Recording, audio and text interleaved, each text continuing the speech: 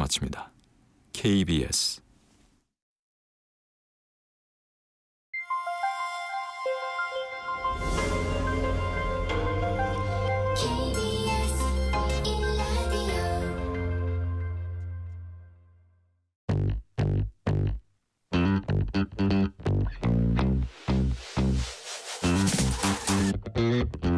KBS 1라디오 뉴스레터 K.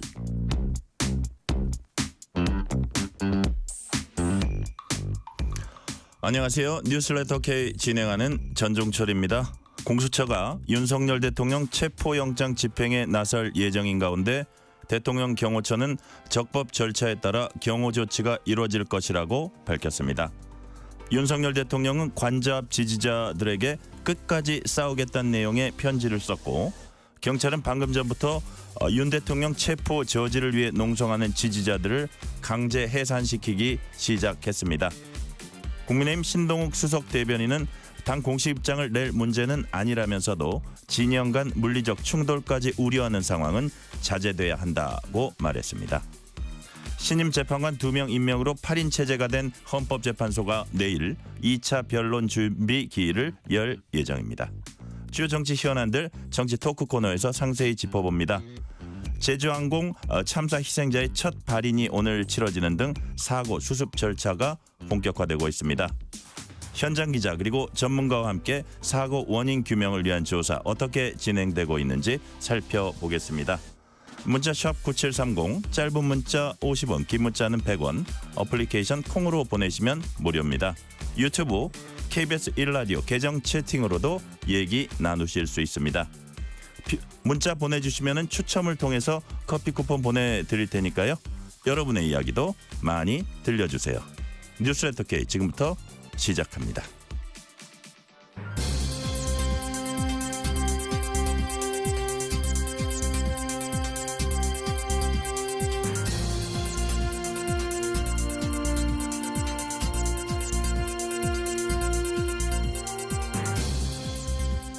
제주항공 참사 희생자 신원이 모두 확인됐고 첫 발인이 치러지는 등 장례 절차도 이어지고 있습니다. 참사 원인을 가리기 위한 진상조사와 책임 소재를 따지는 수사도 본격화되고 있습니다. 윤슬기 연합인포맥스 기자 그리고 이근영 한국교통대 항공운항과 교수와 심층 분석해 보겠습니다. 먼저 스튜디오에 나온 윤슬기 기자님 어서 오세요. 안녕하십니까. 반갑습니다. 참사 나흘 만에 희생자 첫 발인이 치러졌습니다. 윤슬기 기자님, 장례 절차 진행 상황 어떤지 먼저 살펴볼까요? 네, 오늘 제주항공 희생자 첫 발인이 치러졌습니다. 네. 오늘 오전 광주 한 장례식장에서 희생자 A씨의 발인식이 열렸는데요.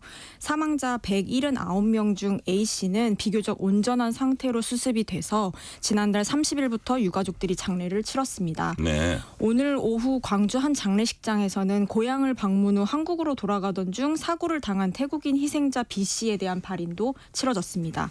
현재까지 A씨와 태국인 B씨를 포함해 21명의 희생자가 유가족의 품으로 돌아갔습니다. 이 중 9명의 장례가 진행 중입니다. 어제 중앙재난안전대책본부는 모든 사망자의 신원을 확인했고 유가족에게 시신을 인도하겠다고 밝힌 상태입니다. 유가족에게 시신이 인도된 후 DNA 조사 등으로 신원이 확인된 신체 부위에 대해선 남아있는 편들만 따로 모아 합동 장례를 치르는 방안도 검토 중인 상황입니다. 네. 오늘부터 희생자 유류품을 유족들에게 인계하는 작업도 시작됐다고 제가 들었는데 이번엔 사고 수습 상황 어떤지 정리해 주세요. 네, 그렇습니다. 박상우 국토교통부 장관은 오늘 여권 등 소유자가 확인된 제주항공 참사 유류품 200여 점을 오늘 중으로 유가족에게 인계한다고 밝혔습니다. 네. 유류품 200여 점은 소유자를 확인해 분류까지 마친 상태인데요. 오늘 오후 12시부터 직계 가족에게 먼저 유류품을 인계하는 방식으로 진행됐습니다. 혹시나 잘못 인계될 것을 우려해서 직계 가족부터 사고 현장으로 이동해 유가족이 확인 후 인수됩니다. 국토부는 아직 소유자가 확인되지 않은 유류품의 경우 경찰이 추가 조사를 통해 소유자를 확인한 이후 유가족이 찾아갈 수 있도록 할 방침입니다. 네. 참사가 일어난 전남 무안국제공항으로는 전국 각지에서 도움의 손길이 이어지고 있다고 합니다. 어떤 도움의 손길들 있습니까?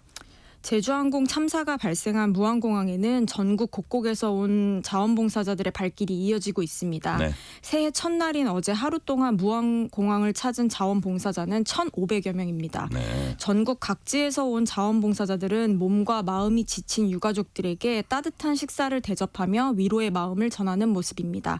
전남 지역의 한 자원봉사단체는 어제 떡국 3,500인분을 끓여서 몸과 마음이 지친 유족들에게 전달하기도 했고요.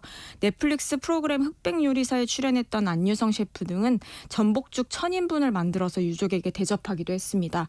구세군도 무안공항 뒷마당에 밥차를 차려 끼니 때마다 330인분씩 밥을 지어 유족들에게 위로의 한 끼를 제공 중입니다. 치약, 생수, 담요, 컵라면 등 공항에서 뜬 눈으로 밤을 지새는 유가족들을 위해 생필품을 보내는 이들도 많은 것으로 전해지고 있습니다. 네. 그런가 하면 사고 현장인 공항, 활주로 인근 철조망 등엔 손편지들이 매달려 있습니다. 어떤 사연들이 있습니까? 네, 유족들이 머무는 무안공항 대합실 연결 계단에서부터 무안공항 활주로 옆 철조망까지 희생자들에게 미처 전하지 못한 유가족 그리고 추모객들의 마지막 말들이 빼곡하게 적힌 손편지들이 공항 곳곳에서 발견되고 있는데요. 이번 참사로 엄마를 잃은 한 유가족은 많이 보고 싶다, 평생 엄마가 그리울 것 같다, 아직 엄마를 보낼 준비가 안 됐다 등의 어머니를 그리워하는 절절한 메시지가 담긴 짧은 편지도 있었고요. 걱정 없고 따뜻하고 밝고 행복한 것에서 편히 쉬길 바란다는 내용으로 갑작스럽게 이별을 하게 된 가족의 영면을 바라는 유가족들의 편지도 많았습니다. 부지불식 간에 생때 같은 자녀들을 떠나보낸 부모들의 절절한 편지들도 많았는데요. 네. 한 유족의 쪽지에는 왜 엄마 아빠를 두고 먼저 가느냐며 너무 억울하고 원통하다, 하늘에서는 행복해야 한다는 등의 메시지로 떠나보낸 자식에 대한 그리움이 담겨 있었습니다. 또 명복을 빈다, 영면하길 바란다, 가장 평안하시길 기도하겠다 등에 담긴 시민들의 위로의 선편지들도 공항 곳곳에서 빼곡히 발견할 수 있었습니다. 네, 특히 눈에 띄었던 내용 가운데 하나가 그 기장의 형제로 추정되는 분이 써붙인 사연입니다. 어떤 내용입니까? 네, 그렇습니다. 제주항공 여객기 사고 현장 인근 철조망에서 한 편지가 놓여 있었는데요. 기장의 형이 쓴 것으로 추정되는 이 편지에는 우리가 왔다, 외로이 사투를 벌였을 것을 생각하니 마음이 너무 아프다. 너는 이미 너무나 훌륭했고 충분히 잘했으니 이젠 따뜻한 곳에서 행복했으면 좋겠다. 고마웠고 그리고 미안하다라는 메시지가 적혀 있었습니다. 사고 여객기를 몰았던 기장은 공군 출신입니다. 총 6,823시간의 비행 경력을 가지고 있었고요. 기장으로서 비행 시간만 2,500시간에 달하는 베테랑 조종사였습니다. 그는 공군 학사장교 조종사 출신이고 2014년 제주항공에 입사해 2019년 기장으로 승급했습니다. 네. 자, 새해 첫날 희생자 가족들이 사고 현장을 처음 방문했습니다. 간단한 차례를 올린다는 그런 차원에서 갔는데 결국 눈물바다 위령제가 되고 말았다고 제가 들었습니다. 눈물의 위령제 분위기 어땠습니까? 어제였습니다. 제주항공 여객기 참사 희생자 가족들이 사고 현장을 처음 찾았는데요. 네. 지난달 29일 오전 동체 착륙을 시도하던 여객기가 공항 시설과 충돌한 뒤 폭발해 탑승자 181명 중 179명이 사망한 지 사흘 만입니다. 유가족들은 새해를 맞아 희생자들에게 간단한 차례라도 올리자며 현장을 방문했는데요. 희생자들의 영혼을 달래는 위령제가 됐습니다. 비행기 꼬리 부분만 간신히 남은 참혹한 사고 현장을 직접 마주한 유가족들은 희생자 이름을 부르며 주저앉기도 했고요. 일부는 몸을 가누지 못해 대기 중이던 119 구급차에 실려가기도 했습니다. 술을 올리고 절을 하던 유가족은 그대로 엎드려 통곡하는 등 슬픔에 몸을 가누지 못해 보는 이들의 안타까움을 자아내기도 했습니다. 네. 경찰이 무안공항 등에 대한 압수수색에 나섰습니다. 이번 참사 원인과 책임 소재 따지기 위한 수사의 신호탄이다 이렇게 볼 수 있습니까? 네, 그렇습니다. 경찰이 오늘 오전 9시부터 제주항공 참사의 법적 책임을 따져보기 위해 제주항공사 등을 상대로 압수수색을 진행했습니다.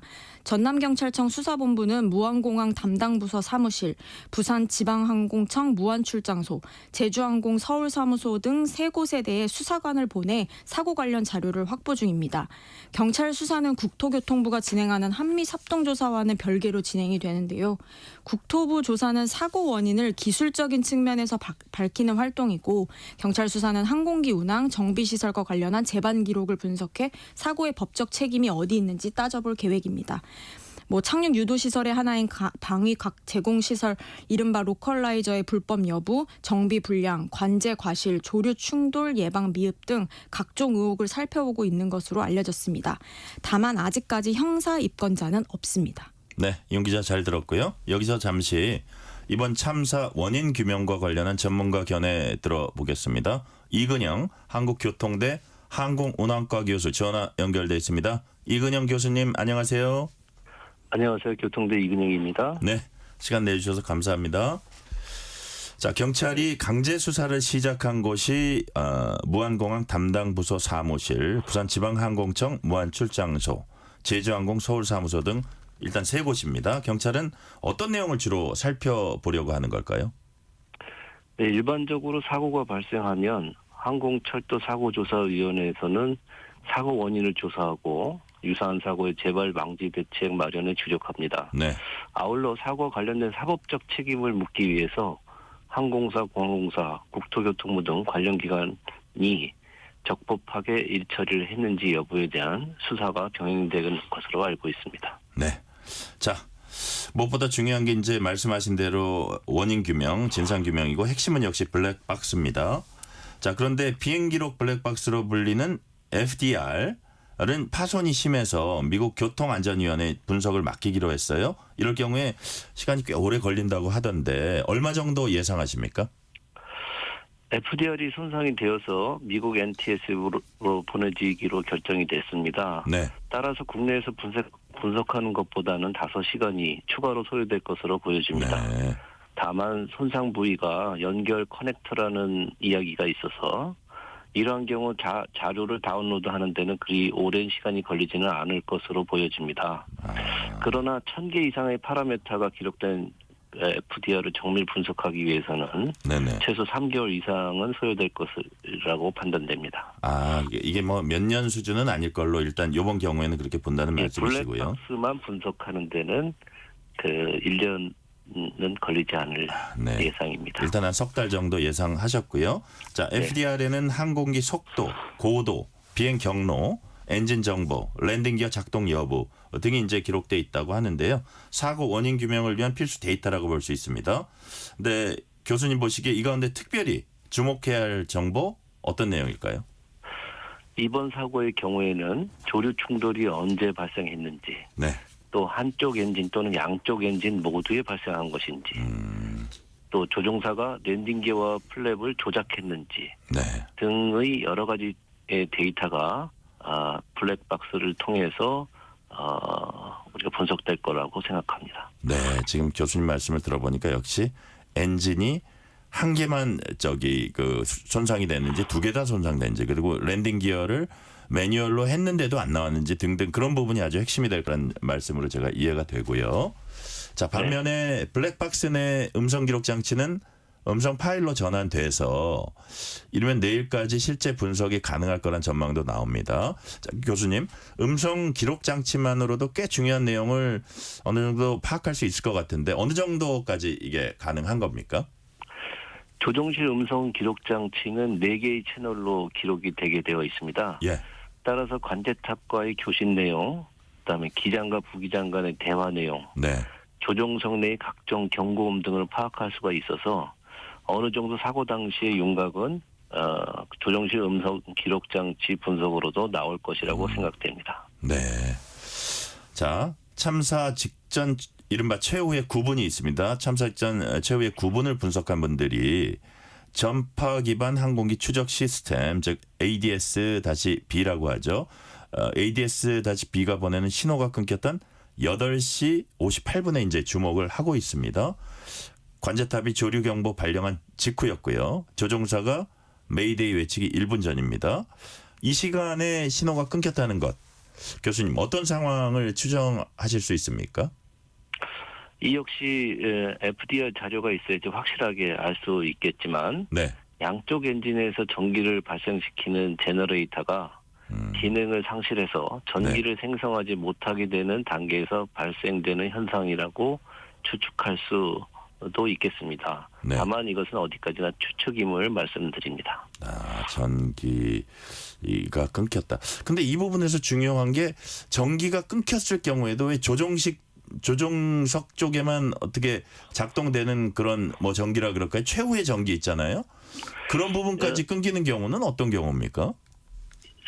엔진에서 나오는 전기는 제너레이터가 발생을 시키지만 네. 항공기에는 많은 용량의 배터리가 2개가 설치가 되어 있습니다. 네네. 그래서 최후에는 이 배터리가 기본적으로 항공기를 움직일 수 있는 그런 부분을 담당하게 됩니다. 네. 그래서 배터리에서 나오는 전기는 항공기가 추락할 때까지 살아 있게 된다 이런 말씀을 드리겠습니다. 그러니까 그것이 특별한 이유가 있기 전에는 안에 지금 우리가 말하는 앞서서 말했던 그런 전기 계통이 끊어지는 한이 있더라도 항공기 최후의 조종석에서 이제 운행을 할 수 있는 그런 배터리는 기본적으로 살아있는 게 원칙이다 그런 말씀이세요? 그렇습니다. 네. 자, 무안공항의 콘크리트 둔덕을 둘러싼 논란도 가라앉지 않고 있습니다. 로컬라이저로 불리는 방위각 시설을 고정하기 위해선 안정적 지지대를 확보해야 한다는 이제 해명이 한편에선 나오고요. 그 다른 한편에선 반면에 이제 부서지기 쉽게 만들려는 지침도 있다. 이런 지적도 나오고 있거든요. 자, 일단 하나하나 여쭤볼게요. 로컬라이저 관련해서. 먼저 로컬라이저는 정확히 어떤 그 시설물이며 왜 흔들려서는 안 되는 장비인지 그 부분부터 일단 조금 설명을 해 주세요. 네, 로컬라이저는 항공기가 계기 접근할 때 활주로 중심선상에 정확히 위치하도록 전파를 발사하는 장치입니다. 네네. 따라서 모든 항행안전시설이 그렇듯이 안정적인 전파 발사를 위해서는 흔들리지 않게 설치되는 것은 맞는 이야기지요. 네네. 자, 흔들리지 않게 설치돼야 된다는 거 뭐 이런 거죠. 그러니까 거기서 그 로컬라이저에서 주파수를 이제 쏴가지고 항공기가 아주 그 활주로의 정중앙으로 이렇게 내려와서 착지해서 설 수 있게 유도해주는 그런 장치라고 할 수 있는 건가요? 그렇습니다. 네. 아니 교수님께서 조금 정확하게 부연해서 설명해 주셔도 됩니다. 예.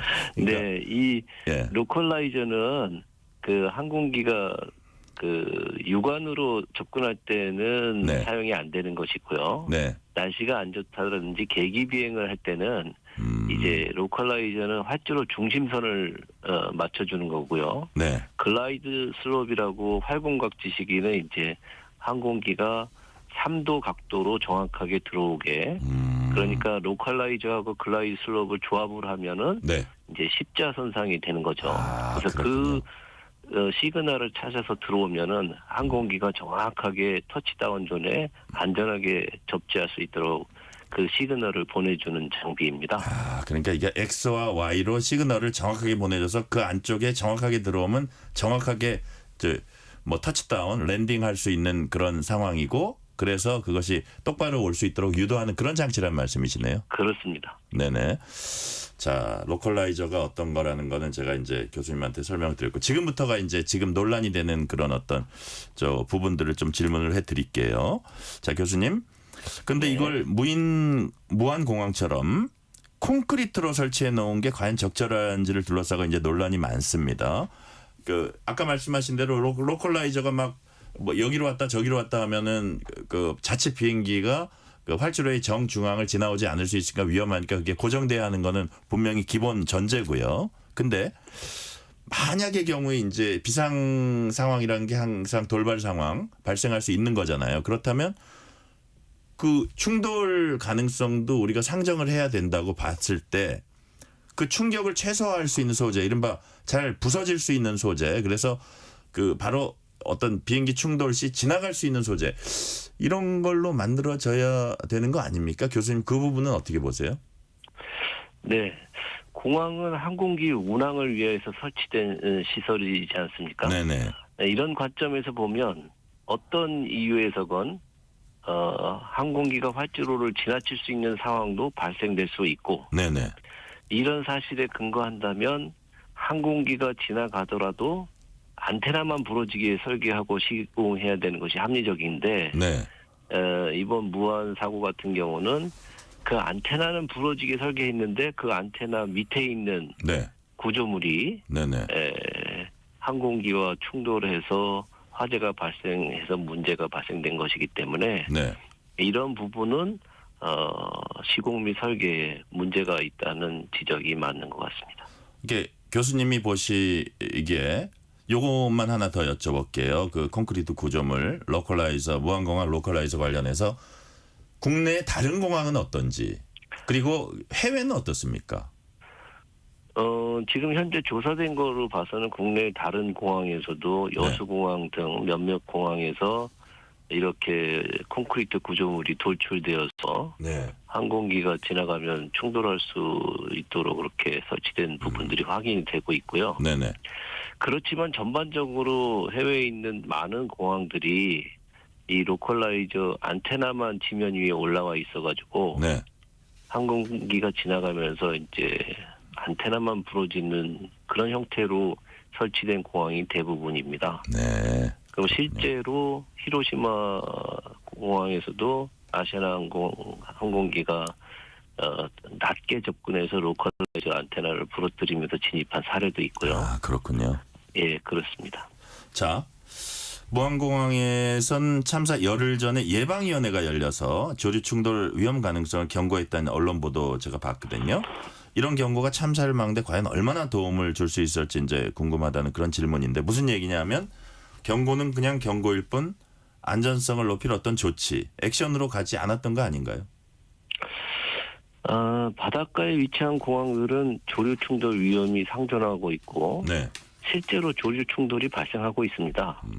문제는 얼만큼 조류 충돌 예방 활동이 이루어지고 네. 조류 충돌 위험성을 감소시킬 수 있느냐 하는 것이죠. 네. 그래서 이런 경고가 있다고 해서 조류 충돌 위험이 모두 사라질 수는 없는 상황입니다. 무안공항 같은 경우에는 상반기에 한 번, 네. 하반기에 한 번 조류 충돌 예방위원회가 열려가지고 상주하고 있는 기관들이 의견도 제시하고 경고도 받지만 예. 이런 회의를 했다고 해서 조류 충돌 위험이 모두 사라지거나 제거되는 것은 아니겠죠. 네. 자, 제주항공역에게는 물론 국내 항공기 전반의 안전 책임지는 감독 인력이 턱없이 부족하다 이런 지적도 최근에 나왔습니다. 항공안전감독관 한 명이 감당해야 할 항공기가 미국, 프랑스랑 비교할 때 7배에 이른다고 합니다. 이게 사실 그런지 이럴 경우 어떤 문제가 발생할 수 있습니까? 항공안전 감독 인력 부족 문제는 늘 네. 제기되는 이슈입니다. 네. 과거에 비해 우리나라 항공사 숫자도 늘어났고 네네. 항공기 대수도 대폭 늘어났지만 네. 감독 인력은 이에 비례하여 증가되지 못하고 있는 실정입니다.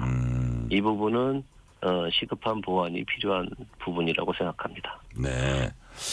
자, 제주 항공사고 여객기가 사고 직전 이틀 동안 13차례 비행할 정도로 저가 항공사들은 수익을 내기 위해서 매우 빡빡한 운항 일정 소화해 왔습니다. 이렇게 비행기를 거의 사람이나 기계나 좀 이제 쉬어야 될 텐데요. 비행기를 거의 쉼 없이 운행하면 사고 위험성이 아무래도 높아지는 건 아닌지 또 점검은 제대로 하는지 이런 의구심이 나올 수밖에 없거든요. 이 부분은 교수님 어떻게 보세요?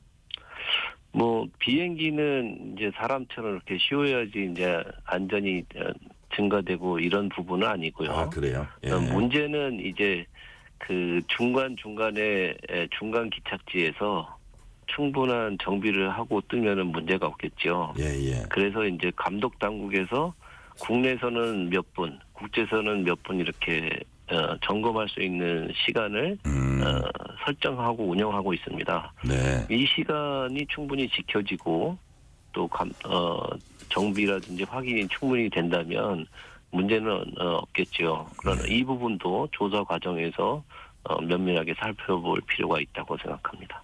참사 진상조사는 우리 교통당국은 물론 미국 측에서도 참여하고 있습니다. 미국 정부 측 또는 미국 전문가들이 사고 조사에 협조해 줄 수 있는 영역, 구체적으로 어떤 영역입니까?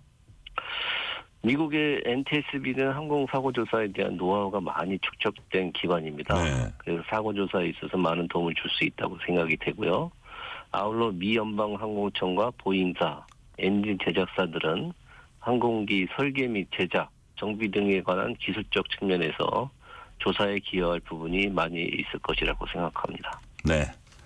자, 이 같은 진상조사의 초점은 결국 사고 원인을 밝히는데 이제 모아져야 될 텐데요. 여기엔 이제 뭐 공항 구조도 있을 거고 관제 시스템, 통신 과정, 항공기 운항 과정에서 나타난 기계적 결함이 있는지 여부, 조종사 역할 등 뭐 여러 영역이 망라될 것 같거든요. 교수님 이번 참사 원인 조사에서 가장 중요한 포인트 어떤 거라고 보세요?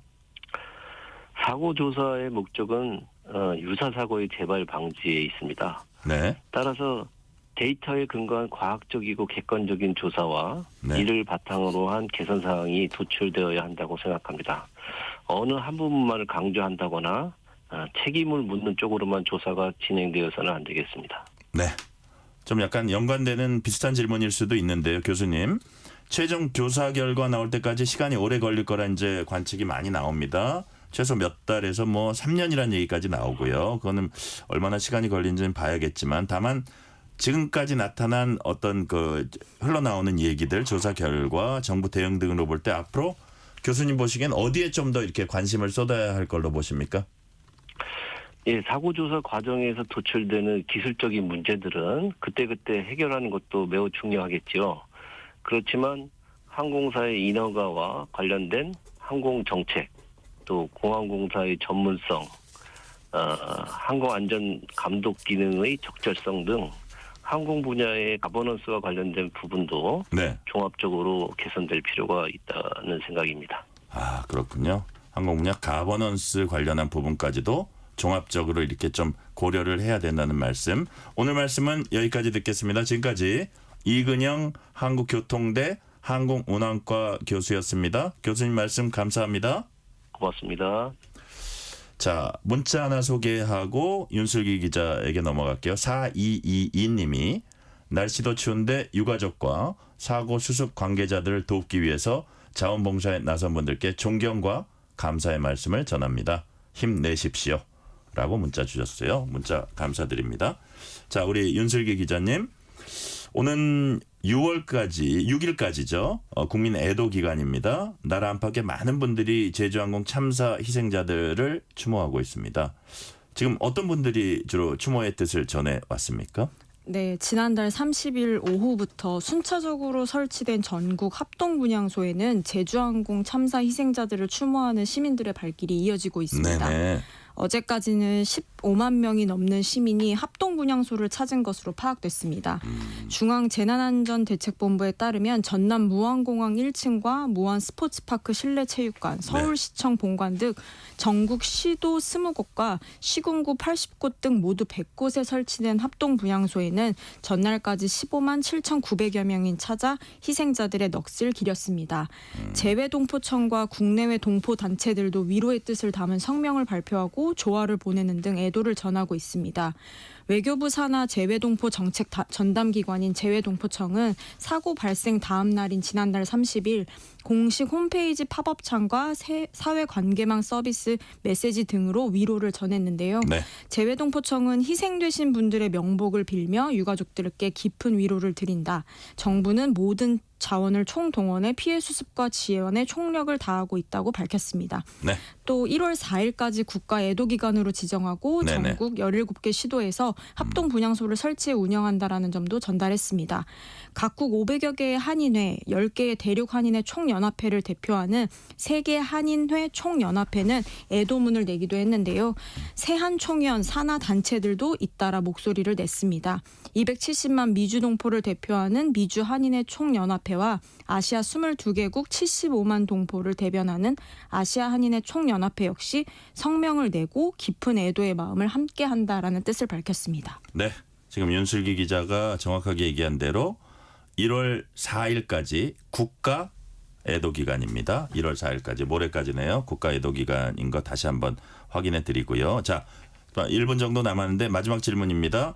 자, 세월호와 대구 지하철 참사 같은 사회적 참사 유족들도 참배하면서 동병상련을 나눴습니다. 이 소식도 간단하게 전해주세요. 네, 세월호 참사 유가족들도 같은 아픔을 겪게 된 제주항공 여객기 참사 희생자 합동 분향소를 찾아서 위로를 전하고 아픔을 나눴습니다.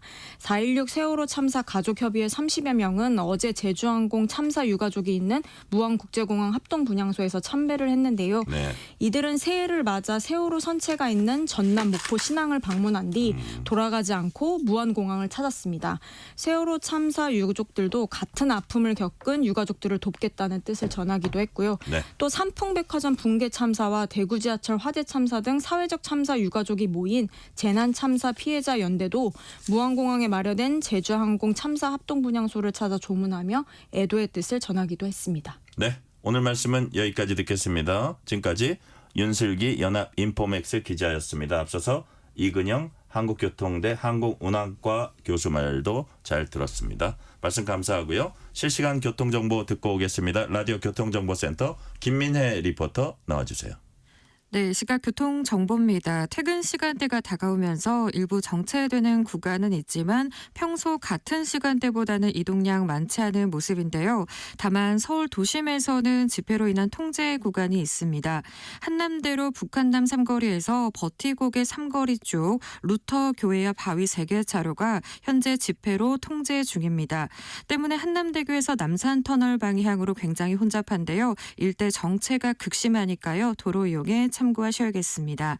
서울시내 간선도로는 북부간선도로 종암분기점 방향 월릉분기점에서 하월곡 부근 2차로에 고장난 차가 있습니다. 아직 처리 전이어서 부근 더디게 지나고 있고요. 고속도로는 제2경인고속도로 인천 쪽 석수 부근 1, 2차로에서는 장애물을 처리하고 있고요. 이후 광명터널까지는 3km 정체입니다. KBS 교통정보센터였습니다.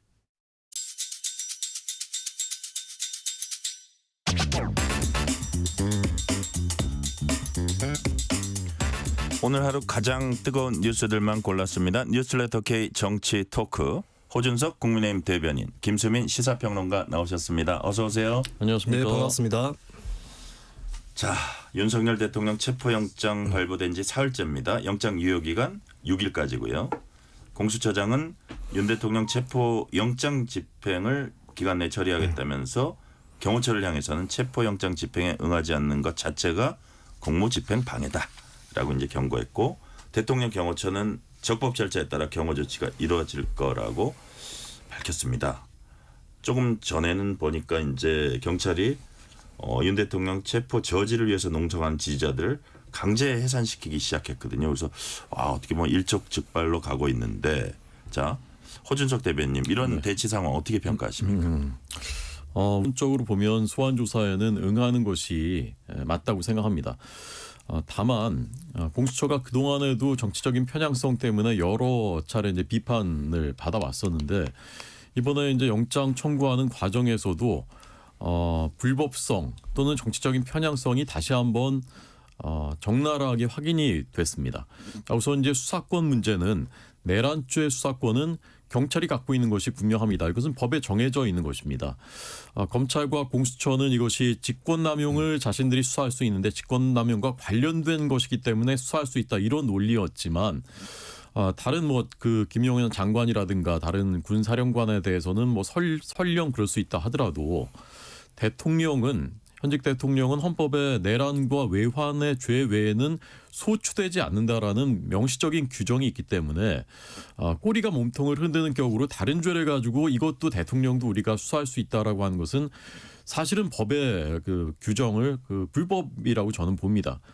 그런데다가 이제 영장 청구하는 과정에서도 우리가 목격한 것처럼 엉뚱한 서부지방법원에다가 청구를 하면서 정치적인 편향성 논란 다시 한번 이제 증폭시켰습니다. 저는 공수처는 이렇게 중요한 수사는 법대로 아무런 뒤탈 없이 그리고 모든 국민들이 납득할 수 있게 정당하게 진행돼야 되는 것이 맞습니다. 그렇다면 법에 정해져 있는 대로 경찰이 수사를 하도록 하고요. 공수처는 손을 떼야 됩니다. 그리고 영장 청구도 적법하게 정정당당하게 다시 청구하든지 그 절차를 다시 밟는 것이 맞다고 생각합니다. 영장 청구도 경찰이 하고 이게 서부지법에 하지 말고 중앙지법에 하고 뭐 이런 식으로 다 적법한 절차를 맞춰야 된다 그런 말씀이시고요. 그렇습니다. 영장은 이제 우리가 아는 대로 경찰이 검찰에 신청을 해서 검찰이 청구하도록 돼 있는 것이지 않습니까? 네네.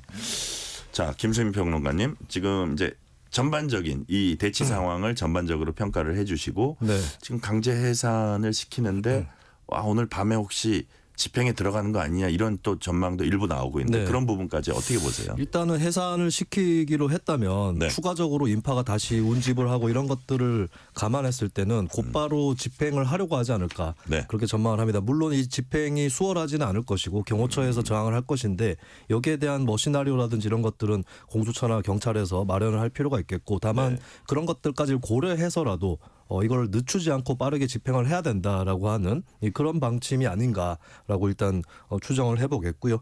그리고 뭐 영장에 대해서 불법이다라고 하는 지적들이 나오는데 그러면 거꾸로 얘기해서 공수처가 이 영장을 집행하지 않는다라고 한다면 그러면 공수처의 검사들을 포함한 직원들은 직무유기의 혐의를 받을 수 있습니다. 거꾸로 얘기했을 때 일단 영장이 나왔을 때는 당연히 집행을 하는 것이고 만약에 불법성을 다투고 싶다면 그것은 나중에 법정에서 다툴 일이지 영장이 발부됐는데도 이것이 불법이다. 이렇게 해서 이걸 구제받을 수 있는 거는 사실 체포적부심이라든지 이런 것들이면 모르겠어요. 근데 이거는 뭐 헌법재판소에 가서 권한쟁의 심판을 할 그런 사안도 아니죠. 대통령의 기관으로서의 권한이 침해된 것이 아니기 때문에 그런 차원에서는 공수처와 경찰이 당연하게 집행을 하는 거고 이제 경찰이 같은 경우는 경찰이 직접적으로 윤 대통령을 체포하면 안 된다라는 지적들이 있는데 아마도 그 체포를 방해하는 쪽을 이렇게 그 제거하는 그 방해 요인을 제거하는 쪽으로 국한될 것 같고 아마 직접 체포는 공수처가 하지 않을까 그렇게 전망을 합니다.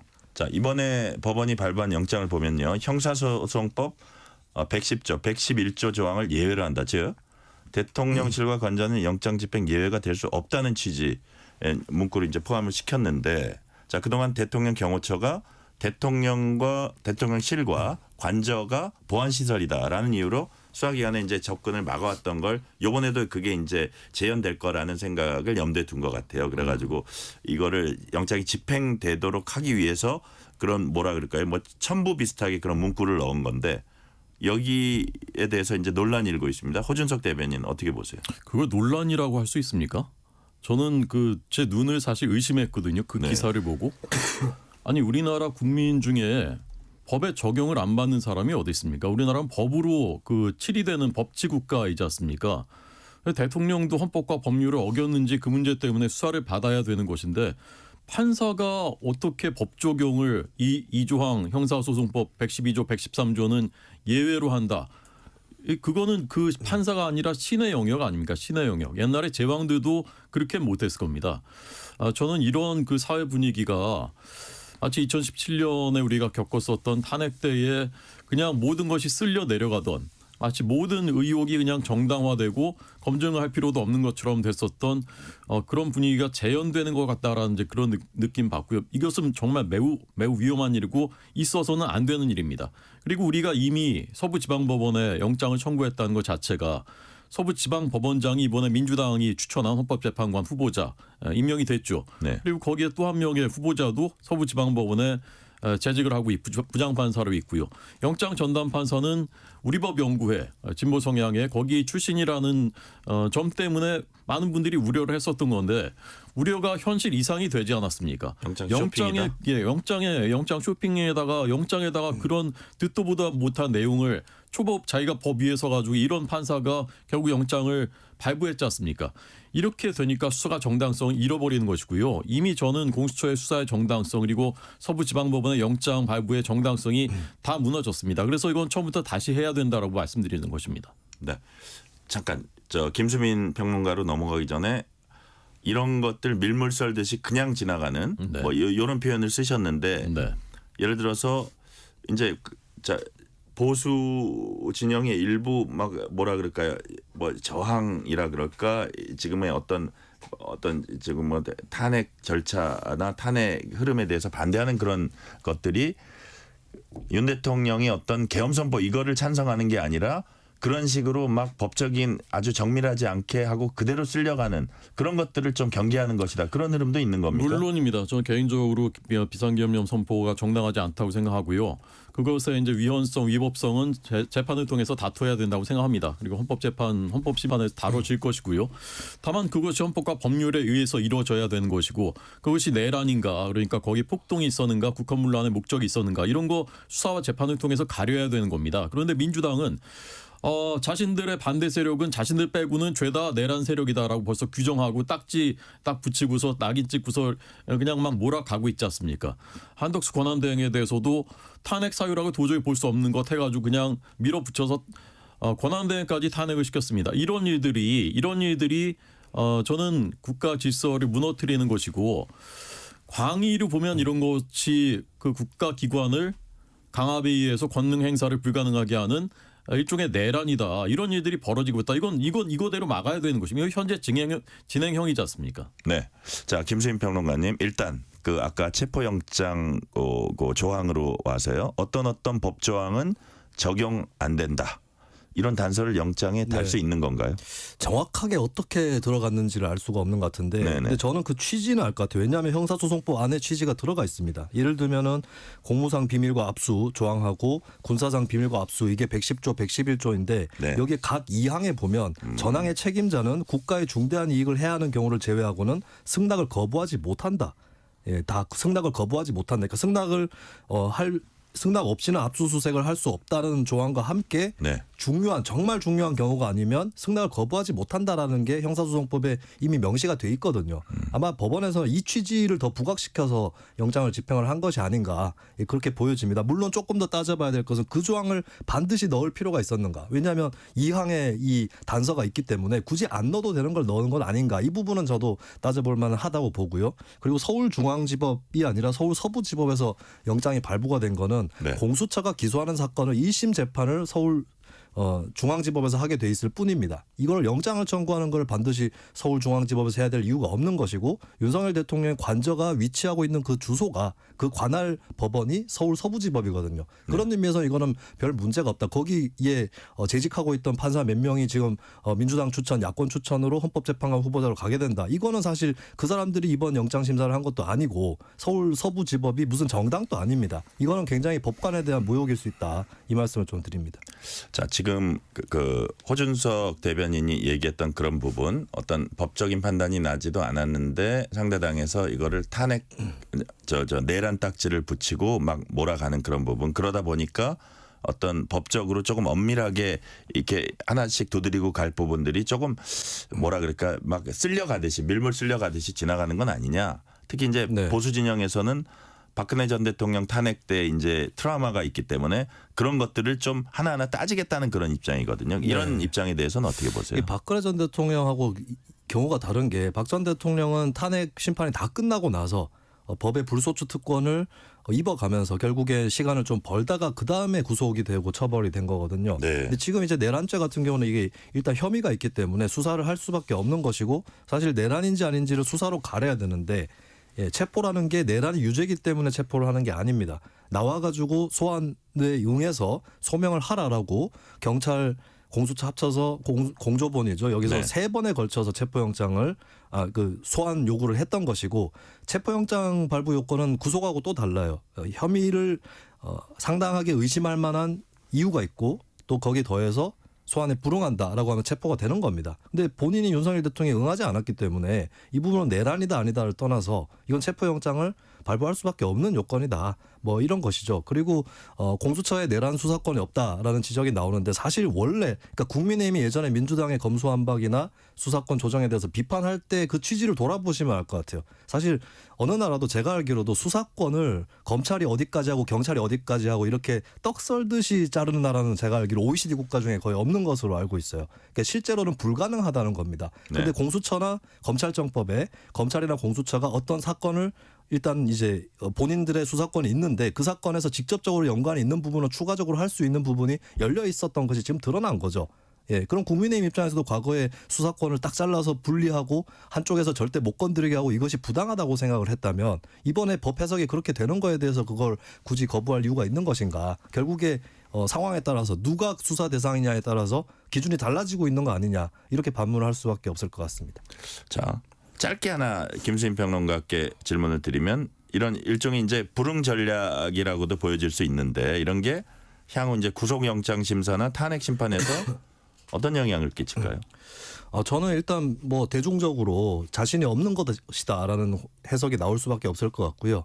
그리고 헌법재판소나 수사기관 또 법원에서 판단하기에 계속해서 진실을 규명하는 작업에 상당히 협조를 하지 않고 방해를 하고 있다 이런 판단을 내리게 되면 일단 뭐 유죄 판결이 난다 했을 때 형량에도 더 가중이 될 것이고 물론 이제 내란 수계 같은 경우는 유죄가 나버리면 무기 아니면 사형이라서 형량을 더 따져볼 뭐 부분도 없긴 하겠지만 그리고 이제 헌법재판에서도 여러 가지 지금 현재 행태만으로 해도 대통령으로서 의무를 다하고 있지 않다라고 하는 이런 점들이 강하게 인정될 수밖에 없지 않은가. 사실 왜 국민들이 이 체포에 불응하는 거에 대해서 많은 분들이 인정을 할 수가 없는 이유가 예를 들면 정치인들 가운데서도 예전에 네. 어떤 혐의를 받고 체포나 구속까지 됐는데 법정에서 무죄를 밝히고 나서 털고 나온 경우들이 있어요. 근데 그 정치인들은 윤 대통령보다 더 어떻게 보면 처지가 더 열악했던 게 한 번 그렇게 혐의를 쓰게 됐을 때 무죄를 받고 이런 것들을 대중이 잘 기억을 못하는 경우들이 많긴 했습니다. 근데 윤석열 대통령 같은 경우는 정말 저는 그렇게 전혀 예상하지 않지만 만에 하나 윤 대통령이 파면 그 탄핵 심판에서도 기각이 되고 내란죄도 무죄다. 이렇게 된다면 완전히 정치적으로 화려하게 부활하는 거거든요. 근데 그럴 자신이 있다면 과연 이렇게 체포에 불응하겠는가? 이 질문부터 나오는 것이죠. 자, 체포나 이런 데 불응하는 것이 앞으로 법원이나 헌재에서 어떤 영향을 끼칠까요? 호준석 대변인. 우선 그 수사권 문제는요. 네. 그게 뭐 이렇게도 열려 있어서 이렇게도 해석할 수 있고 그게 아닙니다. 이게 문재인 정부가 만든 검수안박법에 규정이 딱 돼 있는 거예요. 원래 같으면 검찰이 당연히 수사권을 갖고 수사해야 되는 겁니다. 근데 그걸 못하게 박탈을 시켜버렸습니다. 그래서 이렇게 이 지경에 이른 겁니다. 근데 지금은 경찰이 내란죄에 대해서 수사권 갖게 된 것은 명백해요. 그리고 윤 대통령 측 변호인들도 소환 조사에 응하지 않겠다는 것이 아니다. 네. 다만 지금 적법한 수사기관이 아니기 때문에 응하지 않는 것이다라는 입장이었거든요. 그래서 저는 차제에 수사권이 있는 경찰이 수사하도록 하고 소환도 하도록 하고 그래서 대통령도 소환 조사에 응하는 것이 맞다고 봅니다. 지금 한남동에 10,000명 경찰 비공식 추산으로 10,000명이 지금 있다고 합니다. 네네. 지금 더 모이고 있다고 합니다. 지금. 그런데 저걸 어떻게 강제 해산할 것이며 저기서 일어나는 폭력적인 충돌 발생하면 그거 어떻게 책임지겠습니까? 실질적으로 영장 집행도 사실상 어렵거니와 대통령께서도 저런 상황이라면 조사에는 응하되 그래서 그런 문제를 해소할 수 있도록 경찰이 조사하도록 하는 것이 타당하겠다라는 말씀드리고 싶고요. 네. 그리고 이미 그 체포영장에 효력정지 가처분하고 그다음에 권한쟁의 심판이 헌재에 접수가 됐습니다. 그리고 오늘 헌재가 여기에 대해서 검토를 시작하겠다는 입장도 밝혔습니다. 그러니까 사실 이 결과도 기다려 봐야 되는 것이 맞고요. 그다음에 이것이 이제 헌재 이런 상황이 헌법 심판에 어떤 영향 줄 것인가? 좋은 영향 주지 않겠죠. 그러니까 저는 대통령께서도 마땅히 수사와 탄핵 심판에 당당하게 임하겠다라고 하셨던 그 입장대로 원칙적으로 조사에도 응하시고 그렇게 해서 그렇게 되면 사실 체포영장도 필요 없어지는 것이거든요. 네네. 그렇게 하는 것이 정도라고 생각합니다. 실제로 국민의힘 신동욱 수석 대변인 기자들이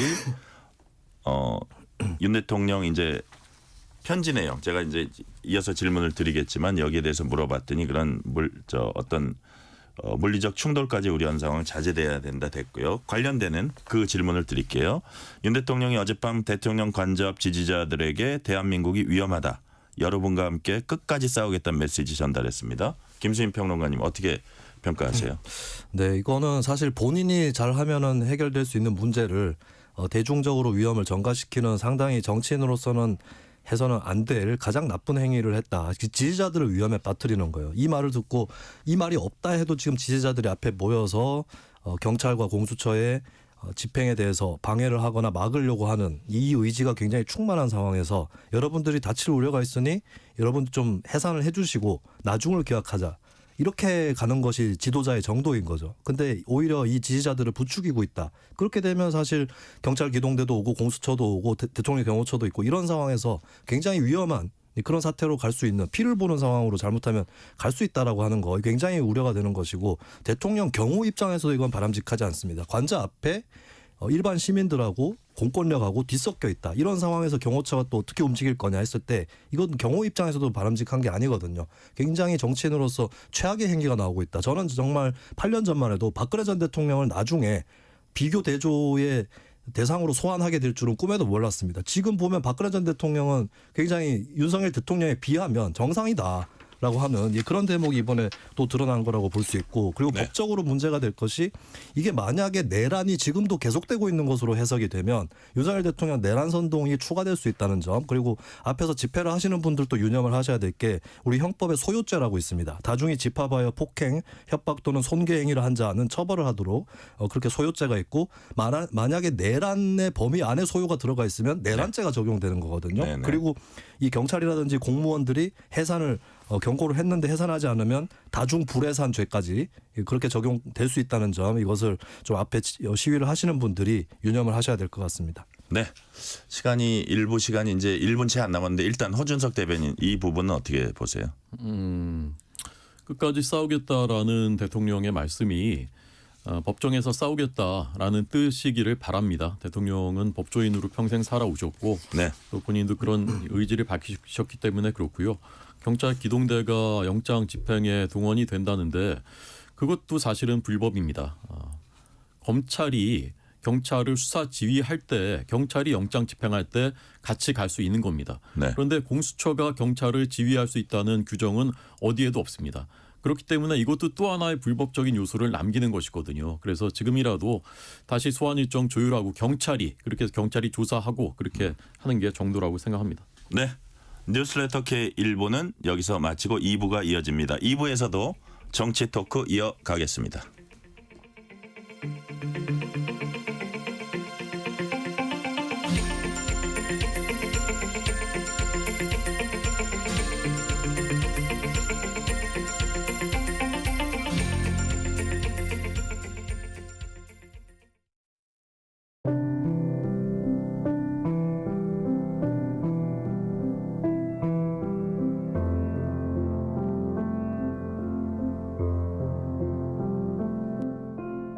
KBS 라디오 연중기획 희망충전 대한민국 619번째 이야기. 안녕하세요. 아나운서 장수연입니다.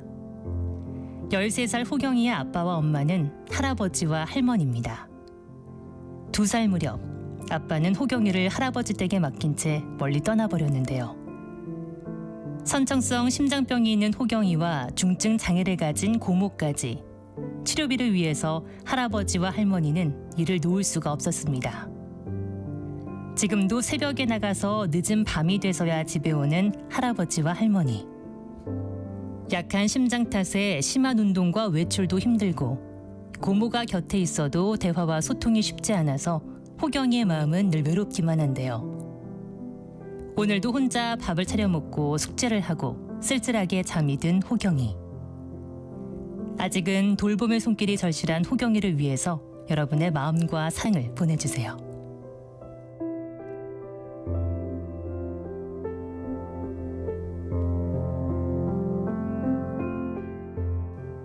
여러분의 따뜻한 손길이 희망의 빛이 됩니다.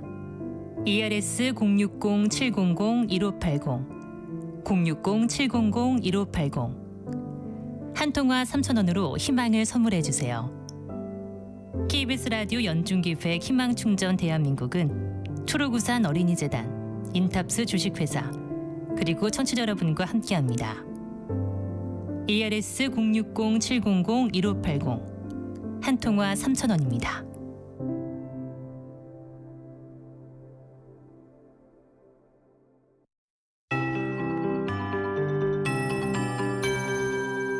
KBS 58분 날씨. 1월 둘째 날 하늘 표정은 줄곧 맑습니다. 오늘 서울의 아침 기온 영하 2.9도로 출발했고요. 낮 기온은 6도를 기록했습니다. 평년보다 3.9도가 높았습니다. 오늘 전국이 맑겠고 제주도는 흐린 하늘 표정 이어가겠습니다. 내일 모레 계속해서 맑은 날씨지만 내일 늦은 새벽부터 오전 사이에 제주도에는 오후까지 충남과 전북 서해안에 비나 눈이 내리는 곳이 있겠습니다. 제주는 1cm 안팎, 그 밖에 서해안 1cm 미만의 눈이 쌓이겠습니다. 교통안전에 유의하셔야겠습니다. 글피에는 경기 동부와 강원 내륙 산지를 중심으로 매우 많은 눈이 내릴 가능성이 높다는 거 참고해 주시기 바랍니다. 내일 찬 공기가 남하하면서 추워지겠습니다. 아침 기온 서울 영하 5도, 철원 대관령 영하 12도 등 영하 12도에서 영상 1도 분포가 되겠습니다. 기온이 낮은 지역 영하 10도 안팎으로 내려가면서 한파특보가 발표되기도 했고요. 낮 기온 서울 2도, 부산 6도 등 1도에서 6도 분포를 예상하고 있습니다. 건강관리에 유의하셔야겠습니다. 영동 및 경북 동해안, 경북 산지, 일부 경남권, 이제는 경기 남부 지역까지 건조해졌습니다. 화재 예방에 신경 쓰셔야겠습니다. 지금 서울의 기온 1.7도입니다. 강혜종입니다.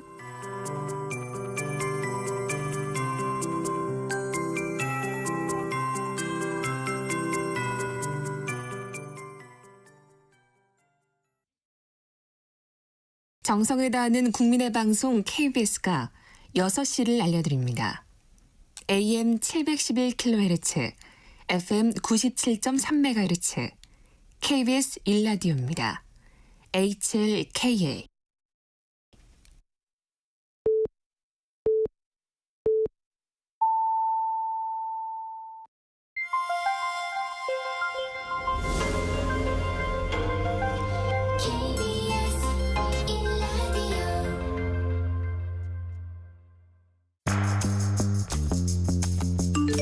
여러분은 지금 퇴근길 시사편지 한 장, KBS 1라디오 뉴스레터 K를 듣고 계십니다. 이 시각 라디오 정보센터 뉴스입니다. 윤석열 대통령의 내란 혐의를 수사 중인 고위공직자범죄수사처가 이르면 오늘 윤 대통령에 대한 체포영장을 집행할 것으로 예상됩니다. 경찰이 서울 한남동 관저 앞에서 윤석열 대통령 체포를 저지하겠다며 미신고 집회를 이어가고 있는 윤 대통령 지지자들을 강제 해산하고 있습니다. 경찰은 관저 앞 미신고 집회 참가자들을 상대로 세 차례 해산 명령을 한 뒤 해산 조치에 들어갔고 일부 참가자들은 도로에 드러눕는 등 경찰과 대치를 이어가고 있습니다. 국토교통부는 제주항공 참사 여객기 블랙박스의 음성 기록 장치에서 추출한 자료를 음성 파일 형태로 바꾸는 작업을 마무리했다고 밝혔습니다. 음성 파일은 사고 직전으로부터 최대 2시간 정도의 분량이 저장됐고 파일 종류는 모두 5개인 것으로 알려졌습니다. 정부가 올해 우리나라 경제가 지난해보다 1.8% 성장할 것이라고 전망했습니다. 기재부 전망대로 올해 우리 경제가 1.8% 성장하게 되면 잠재 성장률인 2%를 밑돌게 됩니다.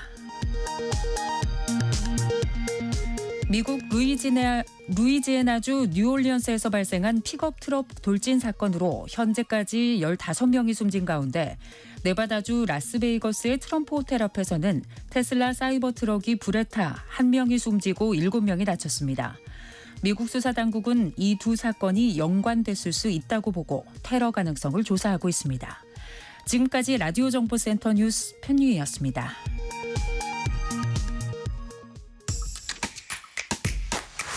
KBS 1라디오 뉴스레터 K. 네, 뉴스레터 K 정치 토크 호준석 국민의힘 대변인 김수민 시사평론가와 얘기 나누고 있습니다.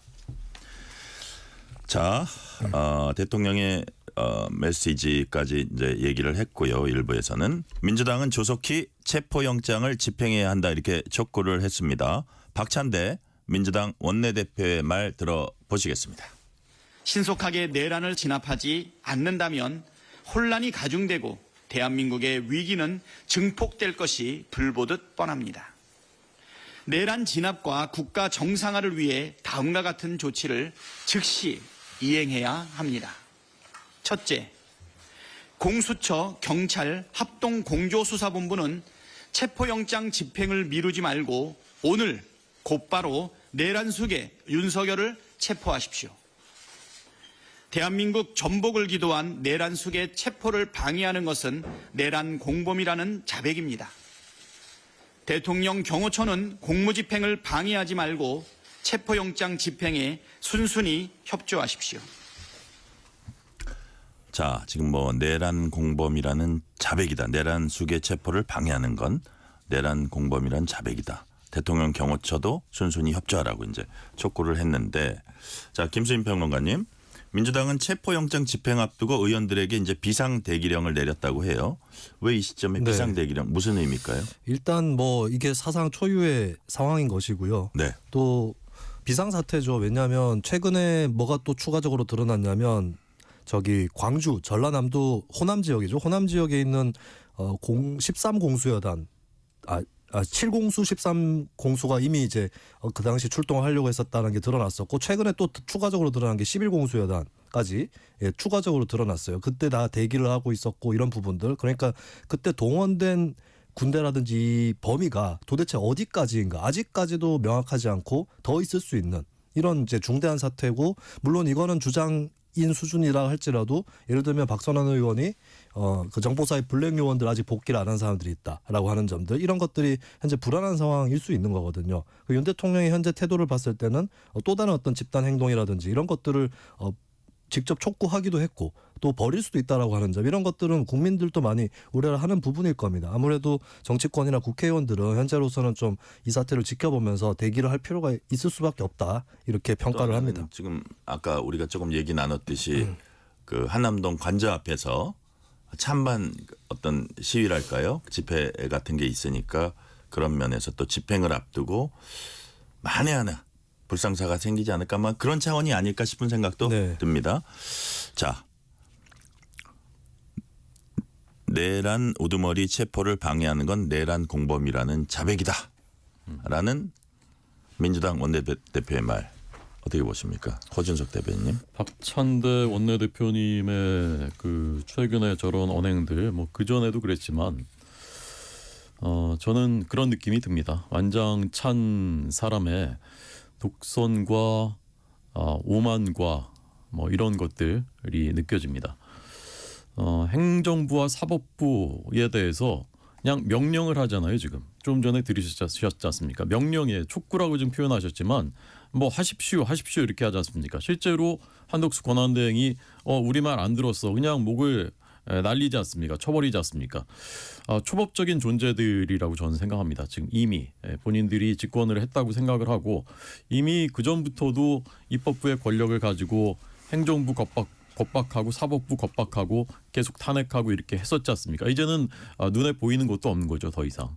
그러면서 이제 계속 내란이라고 이제 그 낙인을 찍는데 그 이른바 내란 물론 혐의입니다. 아직은 이제 법원에서 다투어야 되겠지만 그 이른바 내란이라는 것은 비상계엄령 해제되면서 그날 끝났습니다.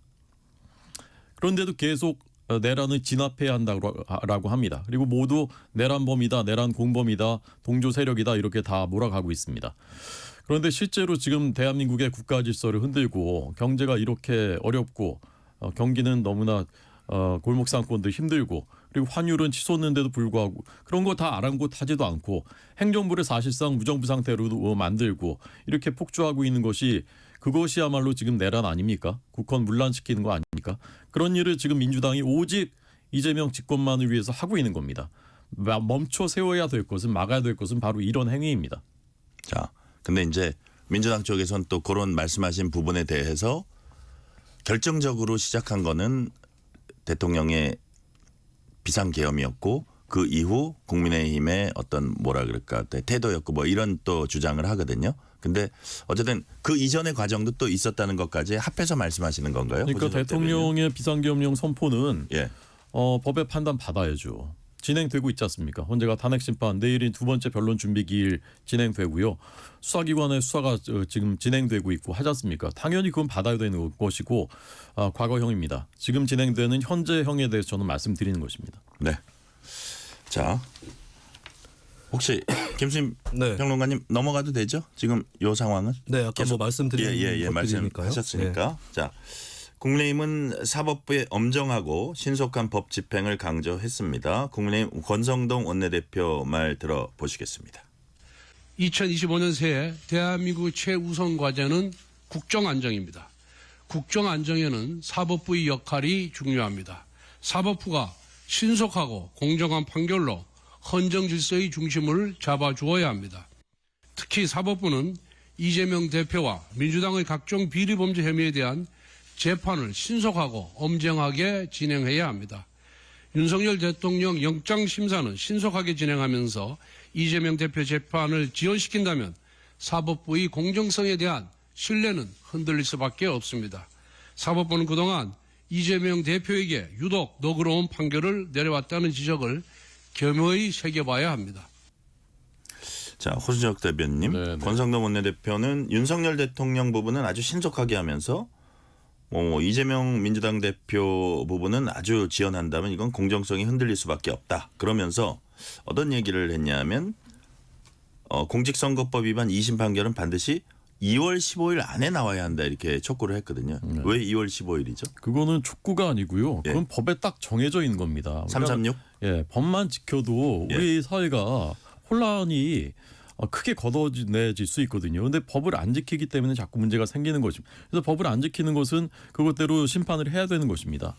그런데 공직선거법에 강행 규정이라고 써 있고요. 반드시 3개월 이내, 그러니까 전심 선고일로부터 반드시 3개월 이내에 선고해야 된다라고 규정이 되어 있습니다. 그러니까 11월 15일에 했으니까 2월 15일까지는 반드시 해야 되는 것이거든요.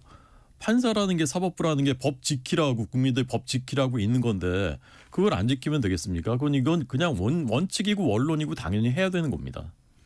1월 초 이제 법원이 좀 한 2, 3주 쉬는 과정이 있어서 항소심이 1월 23일 날 이제 속행이 되는데 사실 현실적으로는 좀 어려울 것 같아요. 자, 김수민 평론가님, 이재명 대표 재판이 신속히 나올 수 있을까요? 지금 현실적으로 봐서 어떻게 보세요? 저는 권성동 원내대표가 사법부를 겁박하고 있다라고 전형적으로 그런 케이스라고 평가를 합니다. 왜냐하면 633 원칙이라는 게 있긴 있는데 그러면 이게 잘 지켜졌는가? 그럼 국민의힘 의원들은 이걸로 이득 본 것은 없는가? 대표적으로 한성교 전 의원이 있죠. 한성교 전 의원의 회계 책임자 벌금형 1,000만 원 때문에 의원직이 상실됐는데 2020년 총선 끝나고 거기까지 3년이 걸렸습니다. 그러니까 재판이라는 게 하다 보면 길어질 수 있는 부분은 있는 거예요. 이런 것들을 재판부도 어쩔 수 없는 그런 부분들이 있는데 예를 들면 이재명 대표한테 국민의힘이 재판 지연 전략 펴지 마라. 변호사 빨리 선임해라. 이렇게 얘기할 수는 있다고 봐요. 근데 재판부를 향해서 2월 15일까지 재판해라. 이거는 사법부 위에 군림하고자 하는 정치의 사법화, 사법의 정치화다라고 하는 거를 짚을 수밖에 없는 것이고 그리고 이재명 대표에 대해서도 재판 지연 전략 쓰지 말라고 충고를 하려면 윤석열 대통령에 대해서도 빨리 체포에 응해라. 그리고 헌법재판소에 자료 송부하고 이런 것들 늦추지 말라고 얘기를 해야 되는 거죠. 근데 국민의힘은 사실 물론 국민의힘 입장에서 민주당도 이중잣대라고 욕할 수 있겠지만 근데 국민의힘도 내로남불의 기준에 따라서 판단을 하고 있다. 그리고 그렇게 얘기를 아무리 이재명 대표 욕을 한다고 해도 그걸로 국민의힘의 지지율이 올라가고 다음 대선에서 이길 수 있는 건 아닙니다. 이걸 알아야 된다라고 하는 점을 좀 말씀드립니다. 네, 현실적으로 호준석 대변인. 네, 현실적으로 이제 조기 대선 가능성이 있습니다. 이거 부인할 수가 없습니다. 그리고 실제로 많은 언론사들이 이미 대선 여론조사까지 실시하고 있습니다. 자, 그런데 우리가 지역에서 구청장이나 국회의원을 뽑을 때도요. 네. 후보자들의 자격, 그다음에 이 사람이 어떤 사람인가. 이것을 정확한 정보를 유권자한테 전달하기 위해서 굉장히 노력을 합니다. 법은 또 그것을 뒷받침하기 위해서 있는 것이고요. 그래서 예컨대 학력 하나를 조금 허위 기재했더라도 이건 나중에 당선 무효 사유가 됩니다. 그런데 우리가 이 위대한 나라 대한민국의 5년의 미래를 맡길 어떻게 보면 우리 가정의 운명도 달려있는 그런 지도자를 뽑아야 되는 순간이 다가오고 있는데 거기에 매우 중대한 그 흠결이자 결격 사유이자 있어서는 안 되는 그런 범죄가 있었는가 없었는가 이걸 판단하지 않은 상태로 대선을 치른다. 이게 있을 수 있는 일입니까? 근데 이것을 없는 것을 억지로 만들어서 하자는 것도 아니고 법에 당연히 정해져 있는 것인데 그 재판이 1심에서 너무나 느려졌고 이미 다툴 거 다 다퉜고요. 이미 들을 증인들 다 들었습니다. 그러면 2심에서는 빨리 판결해서 국민들이 정확한 정보와 그것을 가지고서 판단할 수 있게 대한민국의 운명 결정할 수 있게 해야 되는 게 너무나 상식적이고 공정한 일 아닙니까? 네. 근데 지금 물리적으로는 물리적으로 보고 이제 헌재 판단 이런 것들과 이렇게 어떤 판단이 나올지 모르지만 헌재에서 그 판단과 이렇게 비교를 해보면 물리적으로 과연 2심 판결, 그 최종심도 아니고요. 그게 언제 나올지는 아직은 좀 지켜봐야 될 것 같습니다. 어떻게 보세요? 네. 평론가님. 그러니까 2심 판결이 중요할 것 같은데 대법원은 아마 1, 2심에서 사실관계를 다 판단을 해놨기 때문에 대법원에서는 저는 3개월 안에 판단이 나올 가능성이 높다고 봅니다. 근데 2심이 언제 끝났냐가 중요한 것이고 저는 사실 가능성으로 봤을 때 윤석열 대통령 탄핵 재판 쪽이 이재명 대표 공직선거법 재판보다 속도가 좀 더 빠를 거라고 보거든요. 그러면 예를 들어서 4월 18일에 헌법재판관 2명이 퇴임을 하시기 전에 판결이 내려진다. 그게 4월이라고 친다면 6월에 조기 대선이 이뤄질 수 있는 거죠. 근데 과연 6월 전에 이재명 대표 재판이 끝날 수 있을까? 이 부분은 저는 좀 가능성이 낮다고 보고. 근데 중요한 게 사실 원래 대법원이 한국 사회를 흔들 판단을 하나 할 수도 있습니다. 뭐냐면 헌법 84조에는 대통령의 불소추 특권이 명시가 되어 있는데 이것이 하던 재판까지도 중단시킬 수 있는 거냐?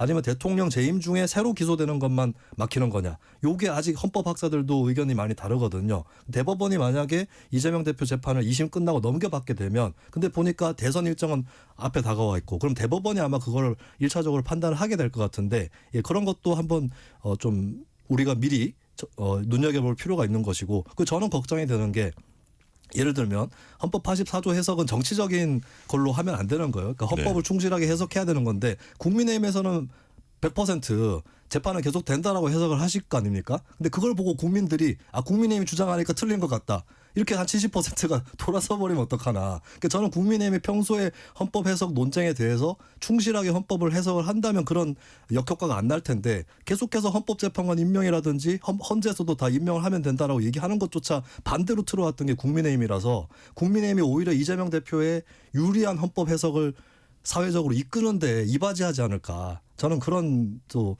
전망도 해봅니다. 역설적으로 국민의힘이 이재명 대표에게 유리하게 지금 이끌고 있는 측면도 있다. 자, 허준석 대변인 어떻게 보세요? 그래서요 이재명 대표께서 정말 국가 지도자가 되겠다는 그런 마음이 있으시다면 만약의 경우에 이게 대법원 최종심까지 끝나지 않고 대통령 선거가 치러져서 만에 하나 당선이 되더라도 나는 재판을 계속 받겠다. 그리고 재판 결과를 받아들이겠다. 그런 선언은 최소한 하셔야 됩니다. 그게 최소한의 법적 도덕적 양심이라고 생각하고요. 헌법 84조의 소추라는 것은 저는 제가 지금까지 그 언론인으로서의 그 상식은 소추는 뭡니까? 소추는 기소입니다. 기소. 그렇지 않습니까? 소추를 그 이상까지 광의로 해석하는 건 전 들어본 적이 없어요. 그러니까 재직 중에는 내란 외환죄 외에는 기소되지 않는다라고 보는 것이 일반적인 상식이죠. 그런데 재판까지 다 이미 기소돼서 재판까지 받는 것도 그것도 안 한다? 그런 것은 그거야말로 매우 이례적이고 상식에 벗어난 해석이라고 저는 봅니다. 어휘 그대로 해석하는 게 가장 정확하다. 뭐 그런 뜻으로 말씀하신 것 같고요. 그 부분은 제가 좀 덧붙이면 김수민 평론가님. 사실 제 개인적으로는 재판이 계속된다라고 헌법을 해석을 하고 있습니다. 정파적으로 판단할 일이 아니죠. 근데 소추라고 했을 때는 기소하고 똑같은 의미는 아니라고 봐야 될 것 같아요. 공소수행까지도 포함을 하고 있는 건데 근데 제가 해석하기로는 이미 기소된 것에 공소수행을 중단해가면서 사법부의 재판 권리를 침해할 수는 없다. 그것 때문에 저는 재판이 계속된다고 생각을 하지만 기소하고 소추가 똑같은 완전히 겹치는 의미다 이렇게 보지는 않습니다. 상식적인 말씀 해주셔서 고맙습니다. 네. 근데 의견은 좀 다른 것은. 그래요. 비슷하면서도 다른. 자, 다음 주제로 넘어갈게요. 최상목 대통령 권한대행이 헌법재판관 2명을 임명하자 대통령실 참모진이 집단 사의 표명했고요. 앞서 국무회의 때 일부 국무원들은 국무위원들이죠. 왜 논의도 없이 결정했냐면 강하게 반발했습니다. 자, 그때 상황 어떻게 우리 허준석 대변인은 어떤 일들이 있었는지 어떻게 파악하고 계십니까?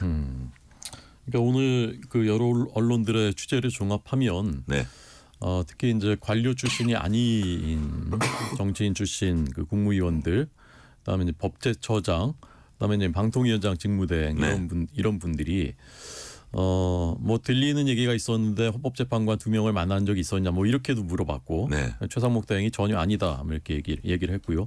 우원식 의장과 무슨 따로 어떤 합의를 본 게 있었냐 이면 합의 그런 것도 이제 물어봤고 그것도 아니다라고 이제 부인을 했고 법제처장은 그런 논리를 말씀하셨다고 합니다. 국회를 통제할 수 있는 것이 헌법재판소이기 때문에 헌법재판소는 매우 고도의 정치적 법적인 정당성이 요구된다. 그래서 여야 합의를 요구한 것이다. 여야 합의가 필요하다는 정신이 있는 것이다. 국회목 재판관 3명에. 네. 그래서 사실 지금까지 여야 1명씩 그다음에 여야가 합의한 사람 1명씩 이렇게 해왔었던 것이 이제 그 국회의 전례였지 않습니까? 네. 그런데 여야 합의를 한 대행이 요구한 것이 맞았는데 그것을 왜 최 대행이 그것을 뒤엎느냐 이제 그런 그 반론을 폈다고 합니다.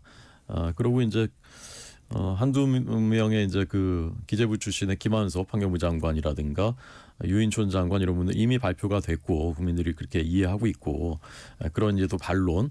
그래서 이런 그 뭐 경론이 있다가 최 대행은 먼저 자리를 박차고 나갔고. 뭐 이런 일들이 있었다고 하는데 거기다 이제 참모진은 대통령실 참모진은 일괄 사표를 내고 그랬죠. 네, 자, 우리 그렇습니다. 호준석 대변인 이런 상황 어떻게 평가하십니까? 그러니까 제가 느끼기에는 이제 당의 온도와 또 그 국무위원들이나 또 대통령 수석비서관과 비서실장은 대통령을 직접 이제 그 모셨던 분들이기 때문에 네. 약간의 이제 온도 차이가 좀 있을 수 있겠다. 당의 입장에서는 일반 국민들의 여론 그리고 우리가 이제 선거를 그 치러야 되는 입장이기 때문에 꼭 조기 대선만이 아니라 앞으로도 여러 선거를 치러야 되는 입장이기 때문에 좀 더 중도적인 그 성향에 있는 국민들의 여론 이런 것도 저희는 다 이제 듣고 그것을 일정 부분 반영도 해야 되고 그런 것이 이제 또 여당의 역할이거든요. 네. 그래서 그런 느낌의 온도차가 좀 있다. 그렇게 저는 느꼈습니다. 저는 사실 개인적으로는 최 대행의 그런 선택이 불가피한 측면이 있었고 어떤 면에서는 문제를 좀 풀어낸 그런 측면도 있었다고 저는 생각을 했거든요. 네. 근데 좀 다르게 생각하는 분들도 많이 있구나 저는 그렇게 느꼈습니다. 이렇게 정치적 쟁점이 될 수도 있고 또 의논을 해야 될 사항을 이렇게 혼자 정무적으로 의논도 해야 될 상황을 이렇게 했냐 이런 비판이 있었는데 자 김수인 평론가님은 여권에서 벌어지고 있는 이 최 대행 헌법재판관 임명에 따른 어떤 네. 갈등 어떻게 보셨습니까? 아니 권한대행이 사실 권성동 원내대표는 12월 20일에 대통령 권한대행이 장관도 임명할 수 있다고 주장을 하셨거든요. 근데 헌법재판관만은 유독 임명이 안 된다.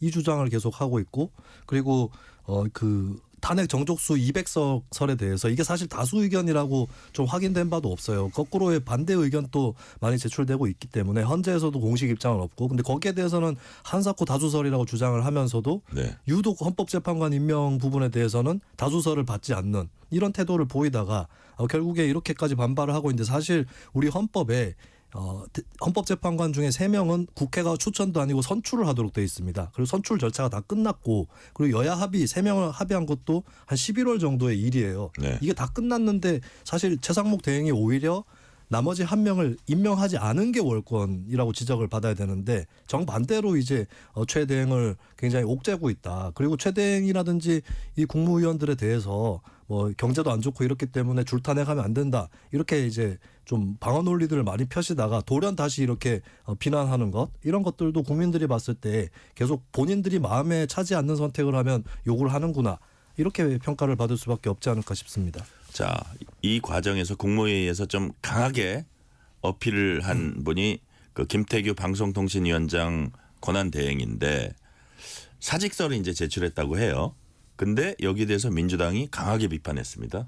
왜 유독 김태규 권한대행에 대해서 이렇게 강하게 비판했을까요? 네, 일단 김태규 권한대행이 민주당의 용어로 치면 이제 내란 세력과 계속 함께하는 그런 사람 아닌가라고 하는 것이 논평에 드러난 게 있고 그리고 사실 방송통신위원장은 권한대행도 마찬가지인데 국무위원회 최근에 배석은 해왔지만 국무위원은 아니거든요. 배석자 입장에서 그 자리에서 사직서를 던진다? 이거는 저는 두 가지 중에 하나라고 봐요. 정말 이 국무위원이라든지 이 체제에 대해서 무지하거나 아니면 알면서도 퍼포먼스가 필요했거나 근데 둘 중 어느 쪽이라도 바람직하지 않은 것이다. 평가를 할 수밖에 없을 것 같고 저는 사실 그 소식을 듣고 의아했던 거는 네. 이진숙 방통위원장이 이걸 보면 뭐라고 생각할까. 이진숙 위원장은 빨리 헌재에서 이거를 심리를 해가지고 이 기각 결정을 받아내는 게 목표일 텐데 계속해서 헌법재판관 임명은 안 되도록 만드는 이렇게 해서 혹시 이제 모르시는 분들은 혹은 실제로 이런 생각을 하실 수 있는데 사람들이 그러면 김태규 직무대행이 계속 직무대행 하고 싶어서 저러는 건가 그런 생각을 할 수도 있을 것 같아요. 좀 이 선택은 굉장히 어이없는 선택이다. 오히려 빨리 이걸 헌법재판관을 임명하게 해서 자기 조직의 위원장이 직무정지된 상태를 빨리 풀도록 하는 것이 그렇게 노력을 해야 될 텐데 정반대로 행동을 하는 것 이게 결국에 이진숙을 버리고 윤석열을 지키기 위함인가 뭐 이런 생각도 들었습니다. 막 강한 항의의 표시가 아니었나 뭐 이런 생각이 1차적으로는 드는데 자, 그 문제는 한 그 정도까지 하고 우리 정진석 비서실장 사표 내고 그다음에 뭐 다른 실장들도 사표 내고 그다음에 수석급 사표 내고 근데 정 실장은 자신의 사표 수리된 것으로 안다고 했지만 최상목 대행 측은 부인했고 결국은 허준석 대변인 뭐 정진석 실장과 참모진들 일단 업무에 복귀한 걸로 확인이 됐다고 해요. 네, 저는 뭐 개인적으로 이 문제에 대해서는요. 지금은 좀 여러 입장과 생각과 감정의 차이가 있을 수 있고 네. 뭐 그렇다 하더라도 국가가 위기 상황이지 않습니까? 그리고 대행까지 오게 된 이런 상황이고 국제사회가 다 지켜보고 있고 이런 상황에서는 밉든 곱든 어쨌건 최권한 대행이 일을 할 수 있도록 그리고 국가 위기를 관리하고 그다음에 외환 위기 가능성까지 거론된 1,500원 그 외환위기 때 1,500원이었거든요. 거의 근접해 있습니다. 이런 상황들을 잘 관리할 수 있도록 서로 조금씩 돕고 한 발씩 물러서고 이래야 된다. 그리고 국민의힘 저희 내부에서도 탄핵이 온당하냐에 대해서 굉장히 의견이 강하게 대립해 있는 것이 사실입니다. 서로 감정도 많이 상해있고요. 그렇지만 그보다 더 큰 대의가 저는 있다고 생각합니다. 저 무도한 이재명 대표라는 그 후보가 대통령이 되게 해서는 안 된다라는 것이 저는 시대 정신이라고 생각해요. 그랬을 때 대한민국의 역주행은 정말 상상하고 싶지 않습니다. 그 대의를 위해서는 서로 좀 참고 양보하고 힘을 합치고 그래야 됐다라고 저는 생각합니다. 일단 뭐 약간 얘기를 하시니까 제가 방금 생각난 게 허준석 대변인 최상목 그 대행이 부총리 시절에 대행 맡기 전에 아직 한덕수 권한 대행 시절에 이거는 빨리 헌법재판관은 임명하셔야 된다는 이제 보도가 일부 나왔거든요. 네, 그런 것이 지금 경제와 민생이 어렵고 어떤 경제 사령탑을 하다 보니까 어떤 뭐 환율이라든지 어떤 뭐 수입 물가라든지 여러 가지 막 생각을 했을 거예요. 그런 면들이 좀 절박했다고는 보여진다. 만약에 그런 결정에 그런 이해도 좀 하십니까? 어떠십니까? 네, 뭐 그런 그 오늘 보도가 몇 군데 됐더군요. 그래서 네. 만약에 최상목 대행이 또 탄핵이 된다면 헌법재판관 임명 안 하고 있다가 네. 탄핵이 되면 민주당이 능히 그럴 수 있지 않습니까? 예, 그러면 이제 이주호 교육부 장관이 그다음 이제 대행을 맡게 되는데 과연 경제를 관리할 수가 있느냐 이 중요한 그 시기에 이 난국에 이주호 그분은 경제 관료가 아니거든요. 경제에 대해서는 사실 그 사령탑을 하기가 어려운 분인데 그런 상황에 대한 우려도 굉장히 많았었다고 합니다. 그것이 불안정성이 더 커진다. 네, 이번 결정에도 네. 일정 부분 영향을 미친 것 같습니다. 예, 이 사안이 이제 정치권으로 와서 어떻게 됐나를 볼게요. 최상목 권한대행의 헌법재판관 두 사람 임명을 두고 여야 모두 반발하고 있습니다. 국민의힘은 최 대행이 민주당의 협박에 굴복했다면서 강한 유감 표했고 민주당은 또 뭐라 그랬냐 선별 임명은 위헌적이라며 불만을 나타냈습니다. 자, 일단 김수민 평론가께 네. 2명 임명한 거 내심은 좀 안도하고 있는 거 아니에요?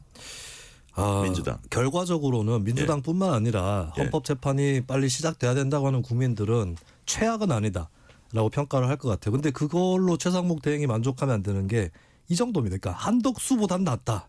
이 정도 평가할 거예요. 한다 할지라도. 그리고 아까도 말씀드렸지만 헌법에 다 명문화가 되어 있습니다. 헌법재판관 3명 국회에서 선출을 하면 임명하는 것입니다. 그러니까 임명할 수 있다도 아니고 택일할 수도 없고 거부할 수도 없는 거거든요.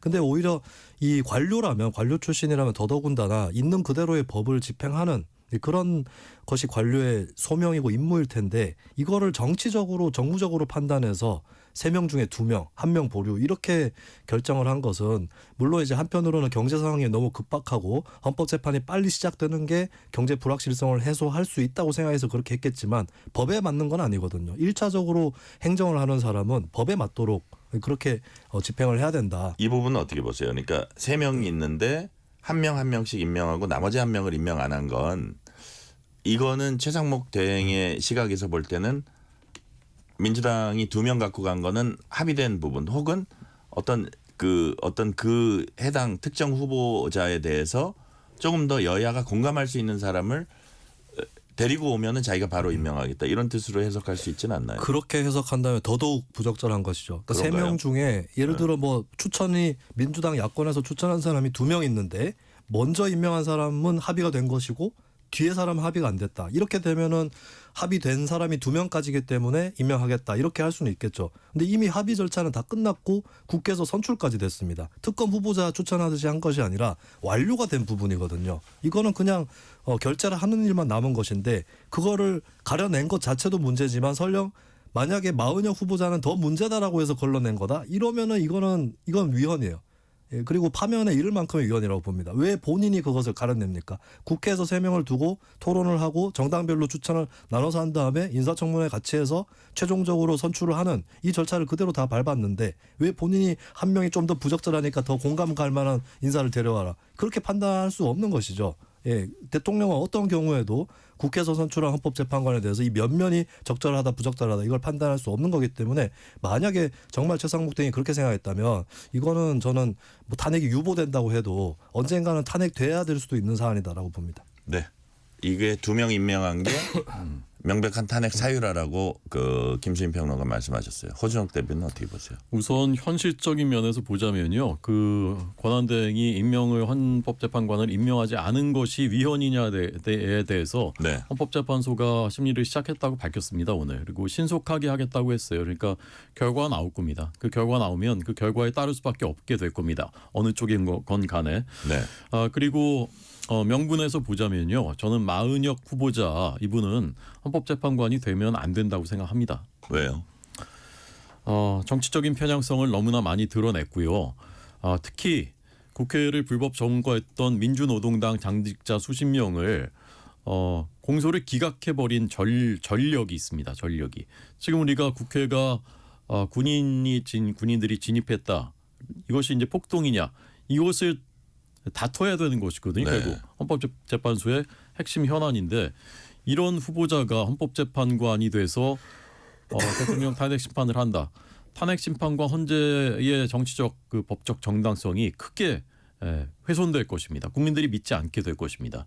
그래서 자꾸 옛날에 합의의 농구다 이렇게 말씀하시는데 우리가 다 알지 않습니까? 12월 3일 이전과 이후에 세상이 달라졌어요. 조건도 다 달라지고 환경도 달라졌습니다. 그리고 국회가 이제 검사 역할이 돼버렸습니다. 헌법 심판에 있어서. 그런데 판사를 결정하는 데 있어서 그전에도 논란이 있었는데 국민의힘이 사실상 억지로 헌법재판소를 더 이상 무력화할 수 없으니까 억지로 합의를 해줬었던 건데 야 그거 합의한 건데 왜 이제 와서 딴 말이야. 이렇게 하는 거 그게 납득이 되겠습니까? 전 지금이라도 이분 마은혁 후보자가 자진사퇴하시고 여야가 다시 합의해서 중도적이고 합리적이고 그런 분 다시 선출해서 임명하는 것이 제일 좋은 해법이라고 생각합니다. 자, 다음 주제로 넘어갈게요. 최상목 권한대행의 거부권 행사로 국회로 돌아온 내란 특검법, 김건희 여사 특검법 재표결 결과에도 이목이 쏠립니다. 자, 지난번 표결 때 내란 특검법 5명, 김 여사 특검법 4명, 여당 의원 찬성표, 이른바 이탈표라 그러죠. 이탈표 규모 뭐 좀 늘어날까요? 어떻게 될까요? 호준석 대변인 어떻게 전망하세요? 이 문제에 대해서는 이제 그 대화의 기류가 이미 형성이 됐지 않습니까? 네. 여야 간에 예. 위헌적인 것 빼고 다시 이제 대화할 수 있다라는 그 기류가 형성됐기 때문에 이탈표가 2 이상 더 나오지 않을 것이라고 저는 보고요. 이것보다 네. 더 줄어들 겁니다. 그리고 제대로 된 특검법, 국민들이 납득할 수 있는 그런 법안 만들어서 다시 논의해야 된다고 생각합니다. 자, 지금 말씀하신 거 이제 권영세 비대위원장도 얘기를 했고 네네. 독소 조항을 좀 빼면 다시 합의해서 그런 특검법은 같이 만들어서 추진할 수 있다고 했는데 좀 그거는 잘 될 수 있을까요? 민주당에서는 그런 것들도 되게 의심을 하고 있습니다. 어떤 의심을? 과연 특검법을 독소 조항을 뺀다 진심이 그러면서 정말 만들어서 같이 추진을 할지 아니면 또 뭐 시간 끌기가 아니냐 이런 의심도 또 있어요. 이른바 내란 혐의 사건은 이미 수사가 막 진행되고 있잖아요. 근데 이거 특검을 뭐 억지로 막을 이유와 명분도 없는 것이고요. 김건희 여사 특검에 대해서는 국민들이 워낙 찬성 여론이 높습니다. 저는 특검이 수사해도 사실 도이치모터스나 그다음에 명품백 사건이나 결론이 크게 다를 거라고 생각하진 않지만 이런 절차는 필요하다. 이미 국민들이 너무나 원하신다. 그래서 그것을 끝까지 막겠다라고 할 명분은 저는 없다고 봅니다. 자, 지금 호준석 대변인은 그거를 여당 입장에서 지금 상황이 이렇게 되고 탄핵 심판이 이렇게 저 물살을 타고 있는데 이거를 특검법 맞겠다고 이러는 거는 좀 상황에 맞지 않는다. 어차피 여야가 좀 합의해서 그 여당이 반대하는 어떤 부분들은 좀 빼고 해서 차라리 그냥 현실적으로 취재하는 게 낫다 하면 민주당도 받아들일 태세입니까? 어떻습니까? 일단 저는 국민의힘이 수정안을 먼저 내놓는 것이 중요하다라고 봐요. 그리고 국민의힘의 논리, 최근에 수사권에 대한 논리에 따르면 검찰이나 공수처의 수사권 이런 것은 불안정할 수 있다. 이 논리에 따르면 빨리 특검을 출범시킬 수 있도록 하는 것이 국민의힘이 펴온 논리에도 맞는 거죠. 마다할 명분이 없는 것이고 도이치모터스 포함해서 영부인 관련 특검도 국민들이 많이 찬성을 하고 있고 국민의힘이 이것까지 옹호하려고 하면 이 예능 오락 프로 예전에 나왔던 여박깨기라고 있습니다. 바가지를 한번 깬 다음에 남은 걸 또 깨는 걸 여박깨기라고 하는데 국민들이 여박깨기에 들어갈 거예요. 왜 영부인까지 지키려고 하느냐. 이 부분으로 비난을 받을 거기 때문에 상식적으로는 일단 합의에 응하는 게 맞다. 특검 추천 방식은 예를 들면 뭐 변협에서 추천을 하도록 한다든지 이런 것들 얼마든지 있는 거거든요. 근데 국민의힘이 아직 신뢰를 못 사는 이유는 수정안을 먼저 내놓지 않는다는 점. 한동훈 대표도 그걸 공약으로 하고 대표가 됐는데도 안 내놨고 근데 한동훈 대표는 그나마 계엄에 반대하고 탄핵에 찬성이라도 했지만 현재 탄핵 반대파가 주류인 국민의힘이 과연 이걸 내놓겠느냐. 이 부분이 굉장히 좀 현재로서는 아직은 미심쩍다고 좀 생각을 합니다. 네. 자, 청취자 문자 하나 보고 갈게요. 2904님. 정당의 이해 눈치 보지 말고 오직 국민의 주권이 정당하게 행사되는 나라 바로 세우는 일에 각자의 소임을 다해 주시기 바랍니다. 라는 문자 주셨습니다. 자, 최상목 권한대행이 임명한 헌법재판관 2명이 오늘 취임했습니다. 그래서 그간 논란이 됐던 6인 체제 일단 벗어나게 됐습니다. 자, 우리 김수민 평론가님, 탄핵 절차 이제 속도가 붙을 거라고 보세요? 네, 저는 속도 붙을 거라고 보고요. 왜냐하면 6인 체제에서는 제 개인적으로도 결정을 내릴 수 없다라고 보는 게 맞다라고 봐요. 근데 8인 체제가 됐기 때문에 계속 좀 속행을 할 수 있을 걸로 보이고 그리고 내란죄 유무죄라든지 형벌, 뭐 형량 이런 것들을 다투는 재판이 아닙니다. 사실관계들 그리고 특히 전 국민들이 다 미디어로 지켜봤던 그런 사실관계들을 통해서 파면에 이를 만큼의 위헌인가 이 부분은 저는 판단하기 어렵지 않을 거기 때문에 그렇게 오랜 시간이 걸리지도 않을 것이다. 윤 대통령이 비협조를 해도 그것의 지연 효과는 작을 것이다. 왜냐하면 비협조 하는 대로 놔두고 그냥 진행을 할 수도 있는 부분이기 때문에 그래서 저는 급물살을 타지 않을까 전망을 합니다. 저희가 저번 주인지 저저번 주인지 여기 나왔던 그 헌법연구관 출신 판사, 변호사죠 지금은. 그분 말씀은 2월 15일까지는 판단이 나올 것 같다. 왜냐하면 드러난 팩트들이 많기 때문에 그렇게 시간이 오래 걸릴 것 같지 않다. 그런데 우리 호준석 대변인님은 어떻게 보세요? 그분 이제 주관적인 좀 판단인 것 같고요. 예단하기 어렵죠. 네. 그래서 노무현 대통령 때는 2달이었고 박근혜 대통령 때는 3달이었는데 이번엔 4월 18일에 두 분이 퇴임하기 때문에 4월 18일 전까지는 결론을 내려고 하시지 않을까. 그 정도만 저는 예측하고 싶습니다. 네. 자, 이 부분은 어떻게 보세요? 헌법재판관 성향에도 이제 세간에서 관심이 많습니다. 이른바 헌법재판관의 정치 성향이 탄핵 심판에 영향을 줄까요? 그래서 저는 이게 헌법재판관들의 성향이 어떻기 때문에 어떻게 될 것이다라고 국민들이 자꾸 판단하시지 않도록 정말 한 분 한 분이 법률만 가지고 헌법과 법률만 가지고 판단을 해 주셔야 된다고 생각합니다. 사실 성향만 놓고 보면 이른바 보수라고 분류된 분들도 사실은 뭐 중도 보수 또는 중도 이렇게 분류되는 분들이 많이 있어요. 그래서 이거는 그렇게 하면 안 되는 거고, 그러니까 선입견 가지고서 예단하지 마시고 그냥 정확하게 헌법과 법률만으로 판단하셔서 국민들이 판결문을 보더라도 아 그렇구나라고 납득할 수 있게 수긍할 수 있게 그런 판결 내려주셨으면 좋겠습니다. 네.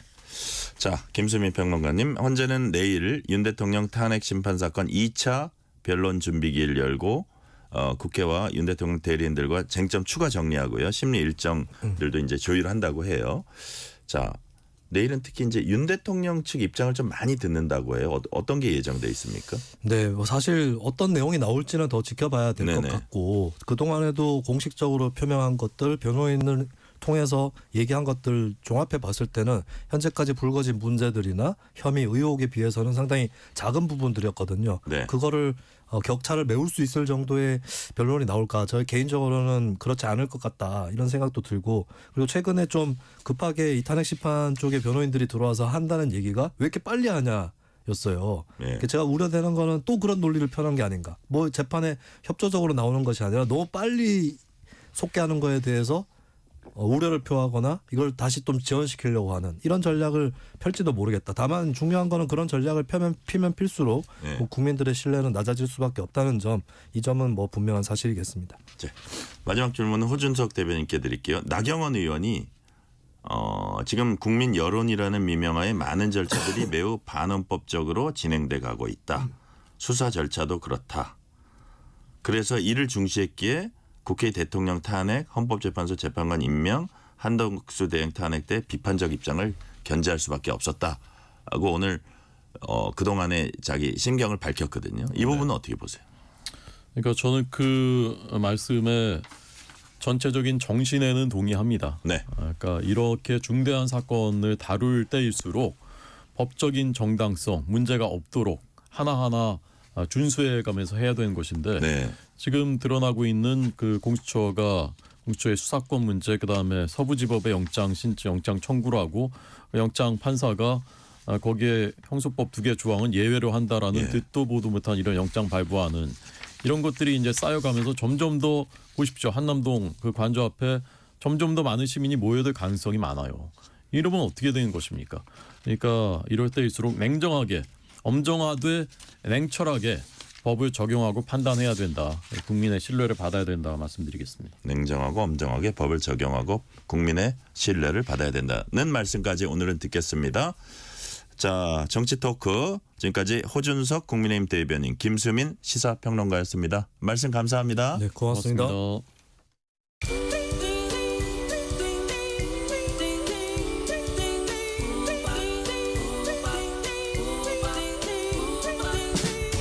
오늘 하루 뉴스를 정리해주는 다정한 편지 한 통. KBS 1라디오 뉴스레터 K.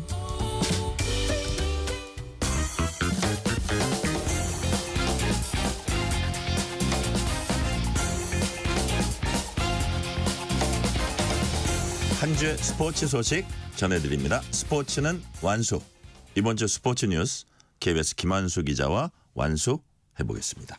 김한수 기자 어서 오세요. 네, 안녕하세요. 자, 제주항공 여객기 참사로 스포츠계도 슬픔에 휩싸여 있습니다. 참사 희생자에 올 시즌 프로야구 우승팀 기아 직원 가족도 포함돼 있었다고요. 네, 굉장히 안타까운 소식이죠.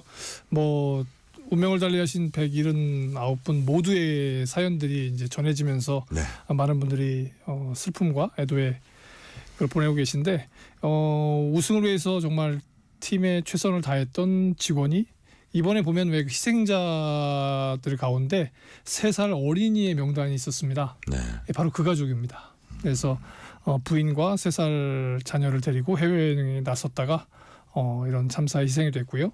또 원래는 지역 기자 출신이고 또 홍보팀, 마케팅팀에서 활동을 해서 선수, 감독, 팬, 또 방송 미디어 관계자, 방송 기자들 할 거 없이 굉장히 친하게 지냈던 분인데 갑자기 이렇게 유명을 달리했고, 그래서 이범호 감독을 포함해 선수단들 추모하고 있고요. 또 막역한 사유로 전해졌던 이제 BK 김병현 선수도 추모의 글을 남겼고, 지금 전체적으로 기아가 우승을 하고 굉장히 기뻐하는 상황에서 정말 안타까운 소식이 전해졌습니다. 네. 관련해서 국내 스포츠계도 애도 물결이 이어지고 있죠. 네, 4일까지 애도 기간이잖아요. 사고 이후에 선수, 팬, 구단, 경기단체 할 것 없이 하나 돼서 추모 분위기를 이어가고 있는데요.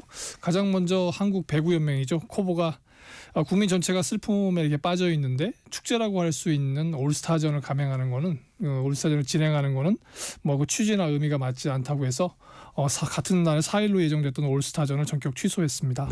김연경 선수의 활약, 또 외국인 선수 메가, 또 외국인 선수 레오의 활약을 기대했던 많은 팬들의 입장에서는 아쉽겠지만 슬픔을 같이 한다는 의미에서 적절한 조치로 보이고요. 또 프로농구의 대표적인 이벤트입니다. 1박 2일 이벤트로 굉장히 유명한데 농구 영신, 그러니까 농구를 통해서 한 해를 보내고 한 해를 시작한다고 하는 그 경기가 울산에서 있었는데 경기장에는 4,800여 명이 넘는 관중들이 가득 찼어요. 네. 모비스하고 가스공사의 경기였는데 10,000원 관중인데도 치어리더 없이 뭐 이렇게 우리가 흔히 농구에서 하는 정말 그 열기 가득한 그런 응원 없이 차분하게 지냈고요.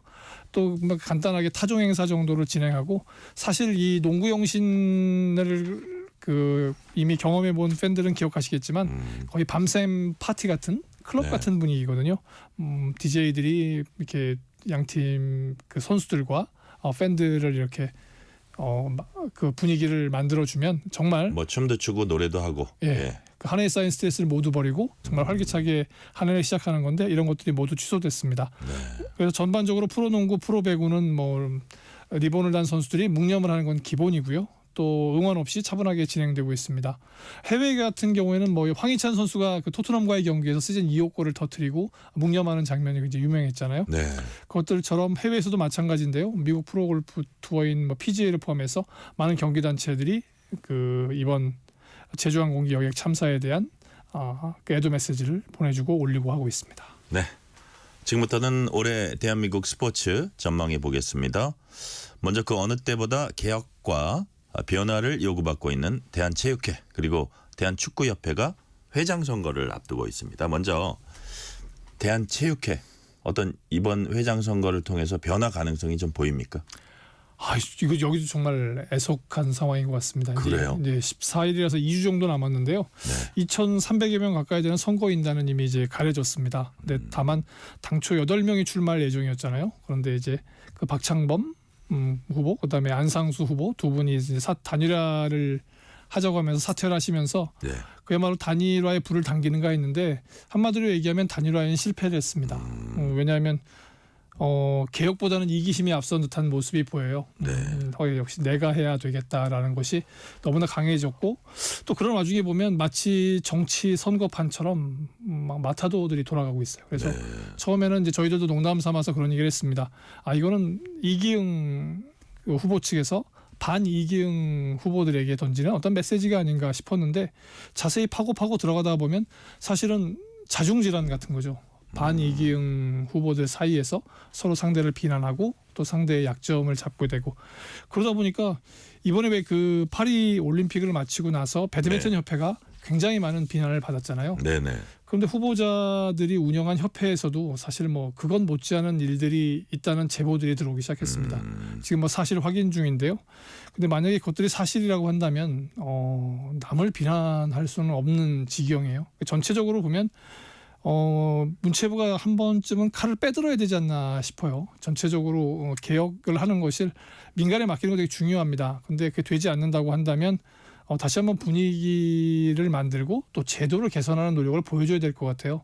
그렇지 않고 이렇게 방치하고 나서 어떤 특정 후보라든가 또 다른 후보들을 비난하는 데 놔두게 된다면 체육회 자체가 굉장히 좀 그냥 뭐라고 할까요? 비리의 온상 또 너무나 많은 개선돼야 될 것들이 개선되지 않는 한마디로 정말 개혁의 대상이 돼 있지 않나 하는 생각을 갖게 됩니다. 그런 의미에서는 조금 국가체육위원회라고 했던 것들이 좀 아쉬워요. 왜냐하면 그것이 이제 그 문체부 위에 한마디로 대통령이나 국무총리 산하기관 위원회로 있으면서 전체적으로 우리 스포츠의 비전이라는 걸 제시할 수 있는 기회였다고 생각했는데 마치 그렇게 되면 문화체육을 관광하는 문화체육관광부에서 뭘 컨트롤할 수 없는 것처럼 돼서 그거를 이제 문체부 산하기관으로 뒀거든요. 네. 그러다 보니까 지금 사실 보여지는 문제들을 어떻게 보면 자중질환인 것 같은 문체부 스스로도 해결하지 못하고 또 민간에 맡겨놓으니까 더욱 복잡하게 꼬여가는 모습들을 보이고 있습니다. 네. 자, 대한축구협회장 선거는 정몽규 회장이 4연임 도전에 나섰습니다. 정 회장 포함해서 3명이 출사표를 던졌죠. 네. 여기도 좀 비슷한 상황이에요. 그래요? 예, 국민 욕바지라고 불렸던 이제 정몽규 현 회장이 명예회복을 선언하면서 후보자로 나섰잖아요. 네.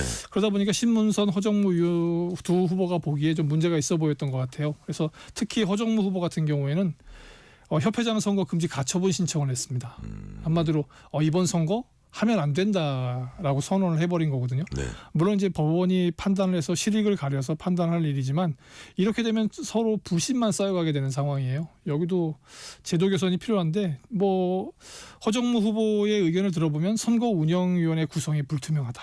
또 일청이나 절차 자체가 잘 공고되지 않아서 선거를 제대로 치루어지는 도무지 알 수가 없다. 아, 그래요. 그래, 그리고 규정보다 21명이나 부족한 선거인단 구성 이것도 문제 있는 거 아니냐. 뭐 이런 것들이 자꾸 보여지다 보니까 전체적으로 사실 이제 올해 초에 그 북중미 월드컵 최종 예선을 하고 내년에 북중미 월드컵을 치러야 되거든요. 네. 사상 첫 48팀이 참가하는 곳에서 우리가 8강이라는 목표를 세웠는데 유럽 팀이 많아진 상황에서 뭐 경기력을 돌보고 어떻게 보면 그 경기력과 대표팀을 지원해야 할 축구협회가 이렇게만 혼선을 빚게 되면 네. 이것도 너무나 그야말로 정치판을 닮아가는 듯한 모습이라서 너무 좀 안타깝습니다. 네, 대한체육회, 대한축구협회 좀 뭐 제도 개선이랄까 개혁이 요구받는다는 말씀해 주셨고요. 자, 우리 국가대표 선수들은 새해 첫날부터 굵은 땀방울 쏟아내고 있다고 하네요. 네. 땀을 배신하지 않는다 이런 말들을 선수들이 하고 있거든요. 그렇죠. 근데 이런 거 보면 사실 지금 대한체육회나 축구협회가 선수들의 땀을 배신하는 게 아닌가 하는 생각이 들 때가 많이 있어요. 근데 사실 올해는 2025년 중요한 대회 꼽기 쉽지 않잖아요. 네. 홀수에 흔히 뭐 쉬어가는 회. 그러니까 메가 이벤트는 없다 이거죠. 네, 그러면서 세계 선수권에 주목하면서 자신의 기량을 한마디로 차곡차곡 내공을 쌓는 해 이렇게 되어 있는데 근데 그 선수를 새벽부터 새벽 공기를 가르면서 뛰는 모습을 보면 여기 선수는 좀 다르구나. 그리고 우리 선수들이라든가 경기력은 이제 진짜 세계 수준이구나 하는 걸 느낄 수 있을 것 같아요. 뭐 대표적으로 이제 다음 달에 보면 이제 하얼빈에서 동계 아시안 게임이 열립니다. 네. 우리의 대표 종목인 쇼트트랙. 최민정 선수 벌써 이제 대단하죠. 네, 역대 최고의 성적 자신하고 있습니다. 네. 그리고 뭐 올해 세계 양궁 선수권 대회 있는데요. 파리 올림픽 3관왕 뭐 딱 떠오르시잖아요. 네. 김우진 선수. 올해도 뭐 일낼 거다. 그리고 뭐 과거는 그야말로 달력의 페이지가 넘어가듯이 이미 지나가 버린 거기 때문에 뭐 그런 추억, 그런 기억 이런 것에 젖으면 안 된다. 해 뜨면 다 말라버리는 것이다. 뭐 이런 말 하고 하면서 마치 달관한 선수 같아요. 그리고 뭐 펜싱의 전하영 선수 또 작년이죠 벌써 지난해 파리 올림픽에서 가능성을 보여준 역도 선수들이 정말 굵은 땀방울을 흘리고 있어서 올해도 뭐 큰 대회 없다고 하지만 시기마다 돌아오면 짜릿짜릿한 승부 또 정말 다시 한번 이야기할 수 있는 돌이켜봐서 이 경기 정말 역대급 경기였다 뭐 이런 느낌을 가질 수 있는 그런 경기가 기대되고 있습니다. 지금 김한수 기자 말씀하신 땀은 배신하지 않는다. 이게 올해 초 막 시작된 입장에서 가슴에 좀 와닿네요. 자, 많은 팬들이 기대하고 있는 김혜성 선수의 메이저리그 진출 소식이 아직 전해지지 않고 있습니다. 포스팅 시스템 협상 기한이 얼마 남지 않았잖아요. 예전 한 48시간 정도? 그러니까요. 이틀 정도밖에 안 남아서 4일 오전이 되면 이제 모든 게 끝나게 됩니다. 그렇게 되면 만약에 그때까지 계약을 결정짓지 못하면 키움에 복귀를 해야 돼요. 근데 뭐 이미 미국에 건너갈 때부터 많은 분들이 이루수에서 이 정도면은 충분히 많은 제안을 받았을 것이다 이렇게 얘기를 하고 관심을 보이는 구단이 실제로 뭐 두 손에 꼽을 수 있는 10개 이상이었다 이런 얘기들이 있는데 실제로는 지금 한 두세 팀 사이에서 제안을 받고 김혜성 선수가 고심을 하고 있다라는 이제 보통 분석이 나오고 있어요. 그런데 이제 문제는 조건 아니겠어요? 메이저리그 가는데 조건이 본인의 뭐 기대한 거에 미치지 못한다 이렇게 좀 느껴지는 것 같아요. 전체적으로 어제만 해도 다시 한번 김혜성 선수의 수비 능력이 조명됐거든요. MLB.com에서 올 시즌 뭐 3할 2푼 6리 도루 30개 그리고 KBO에서 골든글러브를 무려 4번이나 수상한 뭐 수비는 정말 제대로 된 선수. 그런데 이제 좀 안타깝거나 아니면 뭐 본인들이 생각하는 것에 약간 조금 더 장타력을 보유한 이루수였으면 장타력을 보유한 유격수였으면 하는 생각이 좀 있는 것 같아요. 전체적으로 계속 비교하고 조율하고 뽑아가는 선수들을 보면 약간 우리 김혜성 선수보다는 장타력 있는 선수 홈런 한두 개 더 넘기는 선수가 아닌가 싶거든요. 어쨌든 운명의 48시간입니다. 뭐 샌프란시스코, 시애틀, 디트로이트 등 많은 구단들의 관심을 보였던 걸로 알고 있는데 본인이 선택을 할지 아니면 한 번 더 미루고 내년에 KBO에 복귀해서 다음 한번 꿈을 키울지 네. 이제 본인의 선택이 정말 남겨져 있는 것 같습니다. 이틀 한번 지켜보겠습니다. 제2의 손흥민을 꿈꾸는 토트넘의 양민혁을 영국 BBC가 조명을 했습니다. 양민혁 어떤 선수입니까? 뭐 이번에 그냥 뭐 강원 K리그 강원을 준우승으로 이끈 선수. 네. 만 18살의 대표팀이 돼서 한마디로 한국 축구를 한바탕 뒤집었던 선수. 네. 근데 이제 이 선수가 지금 한국 통산 16번째 이제 EPL 데뷔를 앞두고 있거든요. 네. 근데 만 18살입니다. 아직 만 19살이 안 돼서 이 선수가 데뷔를 하게 되면 최연소가 됩니다. 아, 그래요. 예, 최근에 뭐 지난 28일이죠. 이제 브랜드포드의 김지수 선수가 센터백으로 만 20세 4일 만에 데뷔를 해서 최연소 기록을 갈아치웠거든요. 그런데 그 기록을 갈아치울 가능성이 높아져 있어서 BBC에서는 대체 양민혁이라는 건 누구고 이 선수가 토트넘에서 뛸 준비가 되었는가라는 제목으로 잠재력을 조명하고 있어요. 전체적으로 보면 리그 경기보다는 FA컵 같은 데서 먼저 한번 시험 가동을 하지 않을까 이런 전망이 나오고 있는데 만약에 양민혁 선수마저 데뷔를 해서 뭐 골을 터뜨리거나 활발한 공격을 보여준다고 한다면 제2의 손흥민이라고 항상 이야기를 하잖아요. 네. 제2의 손흥민으로 분명히 뭐 주목을 받을 것 같습니다. 네. 시간이 거의 다 되긴 했는데 마지막 질문. 토트넘과 계약이 순조롭지 못한 방금 말씀하신 손흥민 선수. 이번에 이탈리아 이적설이 또 흘러나와요? 네. 계속 나오는 팀들마다 굵직굵직합니다. 이번에는 이탈리아 명문 AC 밀란입니다. 아, 명문이죠. 네. 그래서 지금 보면 토트넘 플라네타 밀란이라고 하는 그 축구 전문지인데요. 거기서 아무래도 손흥민이 2025년에 계약이 만료되면 해외로 갈 것 같은데 그러면 이탈리아 리가에서 세리아에서 뛰게 하는 것이 어떠냐 하는 이런 관측들이 나오고 있어서 독일도 괜찮고 스페인도 괜찮고 이탈리아도 괜찮다고 하는데 과연 어떤 팀에 남게 될지 이것도 올 시즌 초반 지켜보는 재미가 있을 것 같습니다. 네. 오늘 말씀 여기까지 듣겠습니다. 지금까지 김한수 KBS 기자였습니다. 말씀 감사합니다. 오늘 뉴스레터 K는 여기까지입니다. 청취자 여러분들의 2025년 힘찬 첫걸음 응원하면서 오늘 끝곡으론 김동률의 출발 들으시겠습니다. 커피 쿠폰 당첨자 명단은 뉴스레터 K 홈페이지 확인해 주시고요. 오늘도 함께해 주신 청취자 여러분 진심으로 감사드립니다. 지금까지 뉴스레터 K 전종철입니다.